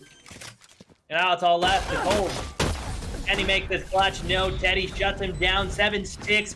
Ladies and gentlemen, we're close to getting our first tie round here, and maybe the lead change in the series. Yeah, I mean, this is definitely the closest match we've had of the night, and now seeing San Jose on T side is going to be a little bit interesting. I mean, they play the defense probably as best as you could, right? I mean, just remember that this map is, a bit T-sided. I mean, the fact that they only, went down 2 rounds in the end, now they got the pistol, and they're in a prime spot to tie it 7-7 and then, swing their way into a victory. So maybe we see a San Jose turnaround. Choi Boy already finds one on the Mikey. But yeah, Sap's alone in a corner. It's not starting off good in this second round. No, the defense is looking a little bit sloppy, but hopefully they tighten up a little bit together. We got the shorty pulled out by Cold, pushed up a little bit towards C long. See if anybody's going to really push up and try to get that momentum capture onto B side. I mean, it would be great to knock down their Phoenix. That's the biggest hope, but I think right now, Pierce, what they really just need is a kill on the board. It's a 5-3 man advantage, 6-7, 1 minute left in the round, and we're probably more than likely seeing this getting planned today. Yeah, it's going to rotate to A. I mean, there's 3 players, and they're all spread out. So, I mean, this will be super easy for San Jose to just overpower here. Get that bomb planted. Should honestly be little room for, any sort of clutch tap when they've only got pistols and they're spread out. So, yeah, drone comes out. They know the 1 player short, so they're going to go ahead and launch the play on the A. That player should get flashed out almost instantly. Poor shotgun Katsu all alone. Going to get dropped. And we should see a flawless round. Yeah, Chris, they collapse. They hunt down instantly. Perfect timing by San Jose. They will go ahead and tie this game up 7-7. They did. Tie game now for those that are watching. We are on our 14th, going on to our 15th round here in the bye phase. We have none other than SJSU versus Hawaii. University of Hawaii. So it's going to be great to see. I mean, it's just like how we said, Pierce, both teams are phenomenal. I expected nothing less but a cat and mouse game and then just to be this close. They've been doing great. They've been playing out. Oh my. Opening up 2 kills though, Cold and Sap, putting at a 5-3 advantage here in the 15th round. Right here. They're ready. Yeah, that's the biggest thing. I think First Bloods affect both sides so heavily on this map because now it's like, where do you go on the offense, right? What lane which one of these mini lanes do you pick with such a small group of people? Teddy's already going to go down, so we might see a reverse flawless happen here as Nashi tries to hide, might try to find the Sova player, but yeah, Odin Spray's going to come out, tag up a little bit.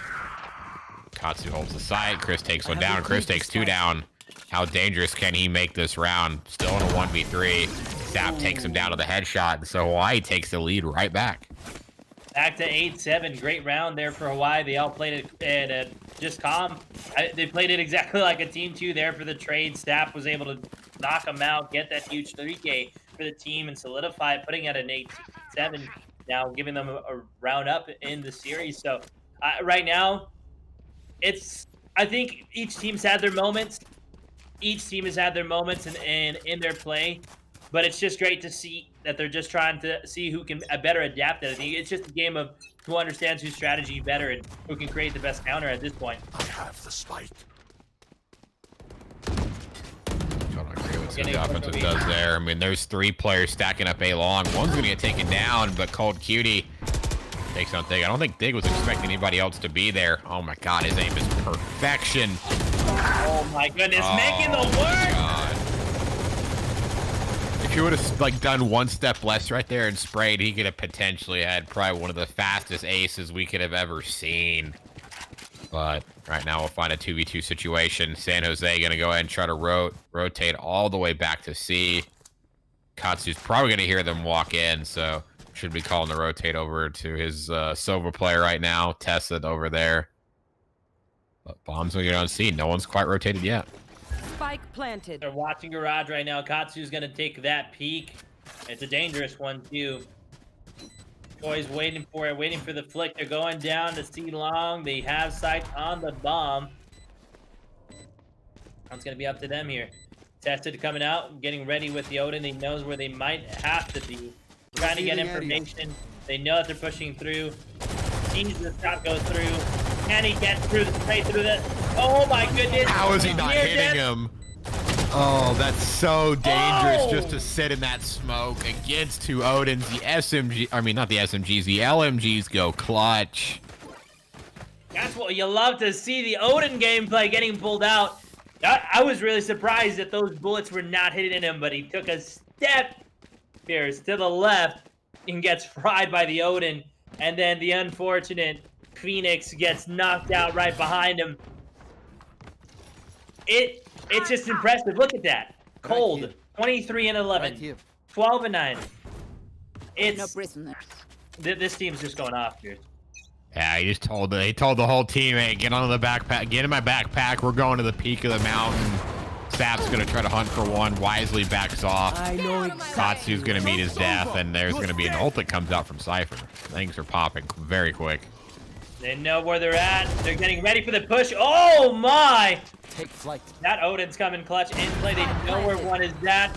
They see the Jet. They know Jet has Blade. Now they're traded to make able to take down Nash. Now it's a 4v4. They're getting Spike already down. Teddy and Joy just shredding through the team like nobody's business. Tested the only one alive with the Odin. Can he make anything happen at the moment for the team? Pushing through Garage, trying to get the flank happen. Is he going to be able to get the player's not going to be paying attention? Troy goes down, picks up. Keep the Odin. Keep the bullet hose. I want to see him do it all with the Odin, but he's just going to get pinched out right here. There's no way for him to clutch. San Jose gets a nice offensive round. And I thought Tested was just going to, you know, turn and burn on everybody with the Odin right in that round, but just not enough health and room to work with right there. Not enough. Not enough yet. Love to see that Odin still on the field, but we wouldn't have been able to see it regardless here. And it is absolutely beautiful. Now it's 9-8. We do have 3 ults on the side of Hawaii, so we'll see how this round goes, Pierce. Yeah, they're playing C, and we know what happens when an Omen player only plays C. That offensive team will hit that bomb site, completely overload it. Katsu's only got a sheriff to his name. His teammates are going to have to rotate quick, otherwise that C bomb site will be all San Jose's. Oh, that paranoia coming down. Will it be clutch enough? Tries to get the kill. Big 2, Teddy 1, 2v5. Enemy remaining. What happens, right, Pierce, when people don't pay attention to that economy? Yep. And so we'll see San Jose most certainly here tie it back up. The Killjoy player is just kind of holding there. Mikey with a ghost in hand. Can he tap anybody? Probably going to be the sheriff player here. Teddy's doing his best, you know, jumping shot impression right here, trying to maybe scare Mikey off. Oh, it's a little bit of a battle. He's toying with him. Teddy just going to pull out the gun and tie in the end. Teddy trolling around a little bit, but Chris is right there to follow it up. 9-9 San Jose. I mean, this has been the most competitive match of the night. That was just absolutely great to see there. Absolutely great. It's just literally goes there. Probably this is a great game to end with. We got 2 heavy hitters. It's 9-9 cat and mouse game, and then all teammates are going off. Right? They almost had a flawless last round. Mikey able to take it out onto Teddy. Now we'll see how it goes. But they gave up. They gave up C. Cold is pushed up right now. 2 players in their flank towards C. So we'll see how it goes. It looks like they're going to try to go through Garage, though, Pierce. Yeah, so they're going to make something happen Garage. I mean, Katsu playing with his food a little bit right there. Gets taken down by 3 people. So opening first blood by the offense, and that's not something you want to happen as a defense, right? Garage is completely open. Could get exploited right there, but Sap will find Nashy peek, and Hunter's Fury comes out. Doesn't end up doing too much more damage.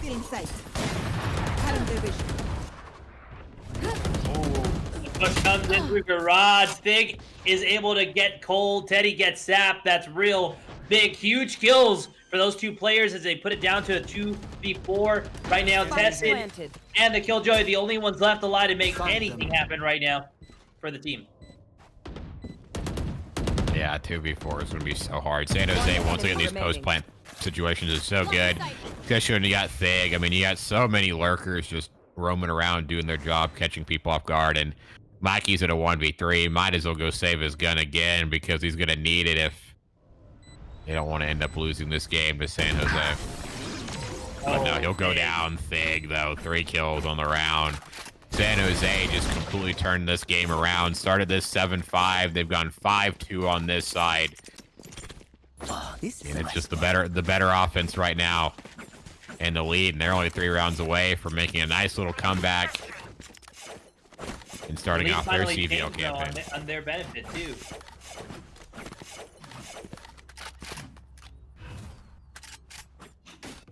We'll see how this goes, though, Pierce. Right now, it's kind of hard. It's any man's tale. Do you think we're going to get an OT for the first launch day of CVL Season 2?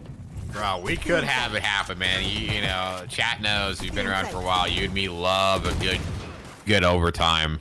But we'll see what happens. I mean, the shotgun sheriff action just going off.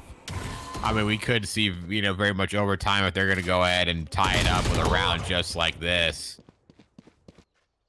They're absolutely doing work, dude. But still, Nashi, ult, utility in hand, full HP, full armor, got a gun. I mean, we've seen what single players can do. They've got eight all to themselves. The defense is completely rotated out. So if they can get A here, get bombed down, maybe get out ahead, maybe push out the cuts a little bit, lurk in some corners. I mean, they just might have it happen, but they're taking too much time. They might be thinking somebody's there on A. They're not going to trigger the sentry, which is perfect right now. They just need to plant the bomb right now. They see nobody here. I don't think they can really believe it. Are they like, is there really nobody here? I'm like, yep, there's nobody there. They're going to get bombed down right now. Now we're going to be seeing the rotation. If we pay attention to the map, 3 players coming in. One's coming through the flanks. 1 or 2 are going to be pushing in through the most hottest spots, I believe. Oh, no, we're getting a rotation right through mid, through B. They need to get there quick. Going into top haven, and the support is there. Oh, nice shock dart by Teddy. That's going to even the game out. Gets paranoid. Gets shock darted again. Teddy on 4 will not get his ace. Katsu looking to clutch. Ooh. Holy smokes, that was such a close round. I mean, a 2v3 almost turned into a dub for San Jose, but Katsu with a nice clutch and a thrifty. I mean, they started off this round strong. Shotgun sheriff action. That's a nice thrifty to steal. That'll get them some money, give them a little jolt to their economy to try to maybe push it into, you know, OT, or maybe get just a last second dub, maybe skip OT. Pierce, this game's way too close for comfort right now. I mean, my heart's been like, it's been everywhere. It's like it's going one way, it's going the other. It's now back to a tie. That's 3 back-to-back ties right now. Ladies and gentlemen, with just a span of a couple rounds, these guys are absolutely popping off. This is an aggressive push now from San Jose as they're coming all through garage. The calls are out. Let's see what happens with the players, though. How they decide to take this on. We do have a couple players over towards B. The only person there, though, is the Killjoy. Can the Killjoy make anything happen for the team? Things would get spotted out instantly. I wouldn't be surprised. I mean, unfortunately, that Sova doesn't have his ultimate there, because I think if, you know, that player gets tagged, I mean, you see the Sova will come out instantly. But, I mean, picks are coming through in that garage and B area, and this round's going to go through very fast. Ooh. And SJSD is equalizing it back out. Oh my god, catches off cold cutie. Might as well shock dart the jet player there, but can't get the right click, and so it's just going back and forth this round. It's been beautiful. They know the bomb's going down. That's so perfect right there for that Killjoy. Able to drop down the ult. This is going to be an interesting round for the defenders. They know that they got the bomb site cleared. It is a 2v2. They're getting it halfway. They're trying to Mike goes down. Oh, Zap is gonna go for it. They can't get it. Zap they didn't get the right ping. They didn't get the right ping at all. They were relying on the ping, and the pings were off. It's like, you know, the bomb planner couldn't remember where he planted it. Oh no, they should have had that player dead to rights. But the smoke, able to get it to half, and then just the terrible pings out of San Jose allow Sap to defuse that. Oh no, did San Jose on the cusp of just a massive turnaround has now given Hawaii just another edge back into this game. My gosh, that was insane. The ninja Sap gets the defuse. Oh, that was beautiful to see. Now we're starting the next round, 11-10, another lead change going into the side of Hawaii. Game is too close for comfort. We're getting the full push by A-Long. Players are getting engaged at the moment. We're watching. Cold and Mikey say no. Shut down 2 players. Eddie and Chris fall by the hands of them. They can't do anything. Bears are getting shut down. It's a 1v4. 12-10 before our eyes. My God, Hawaii turning on the afterburners at the end of this game, saying, let's just shut this down. Let's not play this map any longer. Cold Cutie, wow, 27 kills. Fighting it up against Teddy on the other side, 26 kills. My God, the ult economy is still there for both teams. I mean, San Jose is not out yet. I mean, yes, they cannot lose another round, but you know, they've still got some they don't got a gun, but this team does. Diggs got his Blade Storm, so still going to be deadly in this round, but my God, has Hawaii turned it up these past 2 rounds. They have turned it up insanely. The heat is on, man, right now. I think they got them on stilts. I don't know. I think they got them back rolling at the moment, but SJSU definitely needs something. They called another one, a tactical. I guess this one was for a rest. Tactical pause for the restroom break, everybody. Don't forget those. Tactical bathroom break. Yeah, I'm gonna write that one down real quick and remember that one. That one was beautiful. But yeah, I mean, Hawaii though has just taken any of the fire out of San Jose there. I mean, just a clutch by Sap, just the dominant play. I mean, I thought it was gonna be a little bit shaky because the Reina player was in that corner, you know, and I thought, oh, they're just gonna overload that corner with a firebomb, you know, just something, right, just to blow that corner up. But you know, it shows with a defensive player when there's somebody there to back you up on A-Long. I mean, it's such a key spot because you can't see that angle, right? If you push so far up, that player playing up against the wall, you know, really can't be seen by the players, you know, A-Long. So definitely an overextension right there by San Jose. And,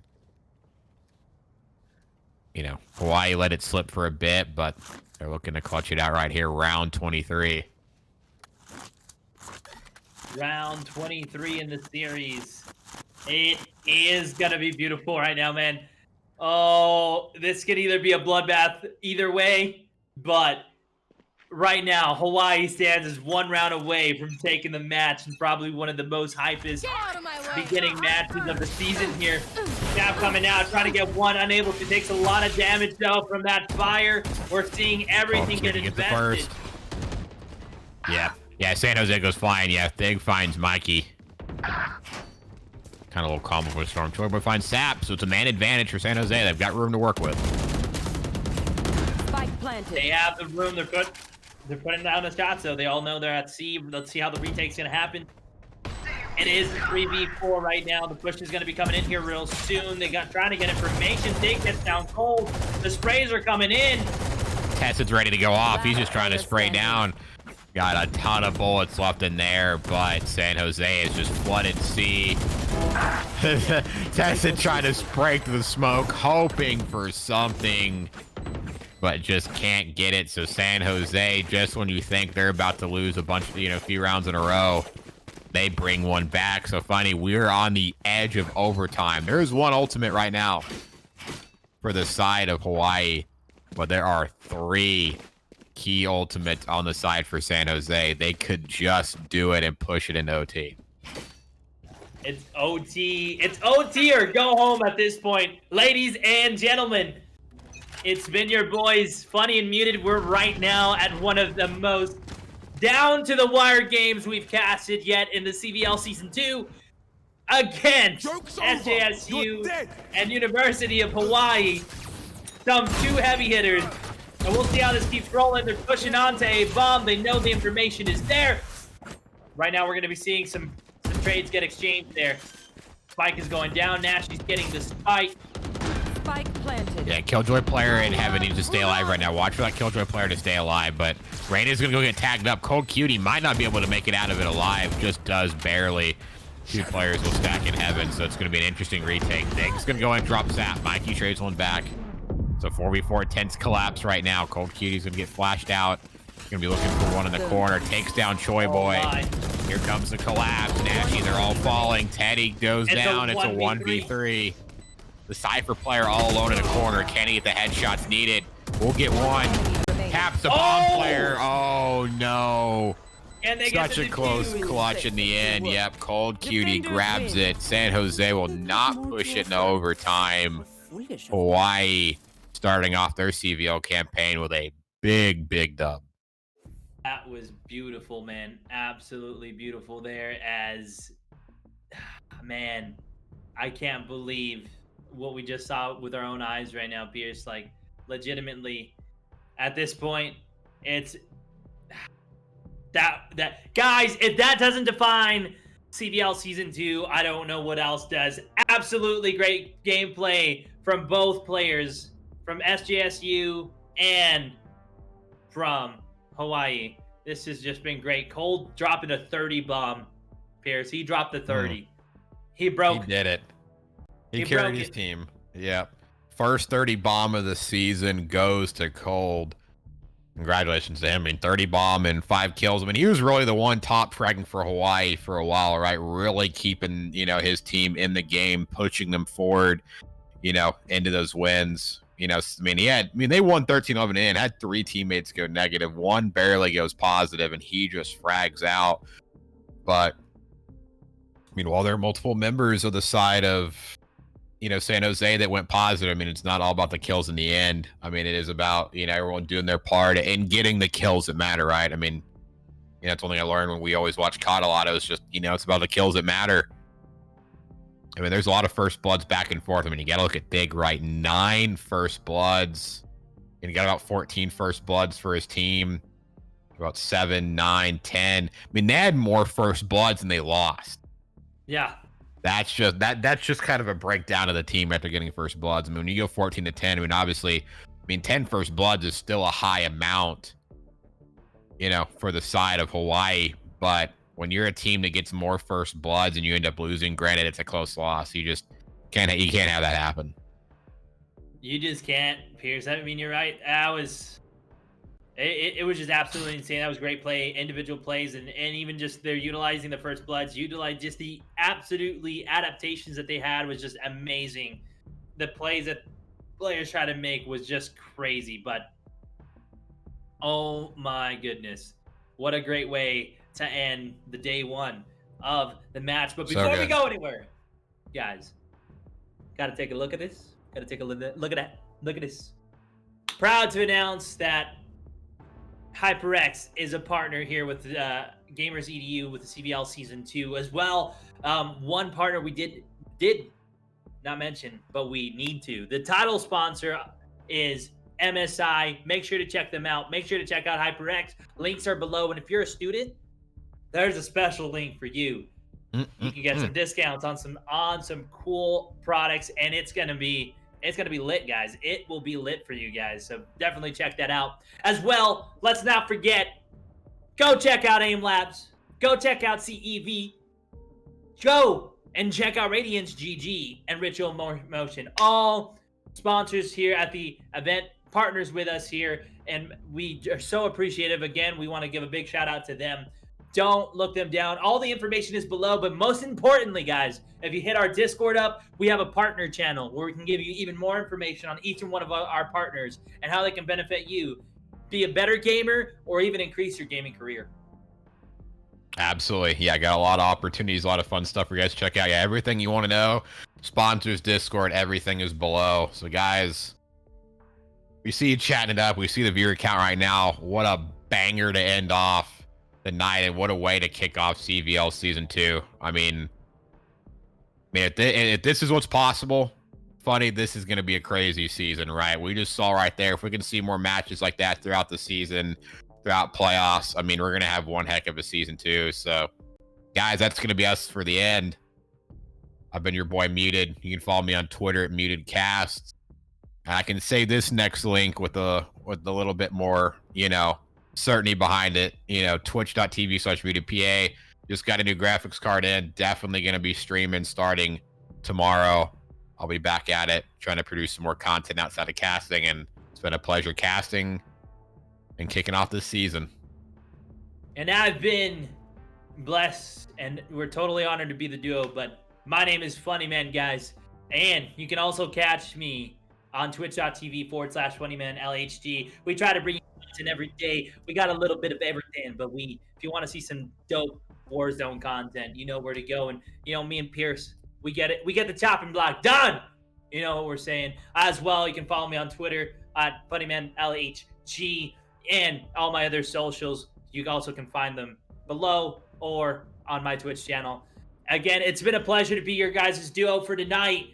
We'll catch you next Tuesday for some more Valorant gameplay. Have a great rest of your night, guys.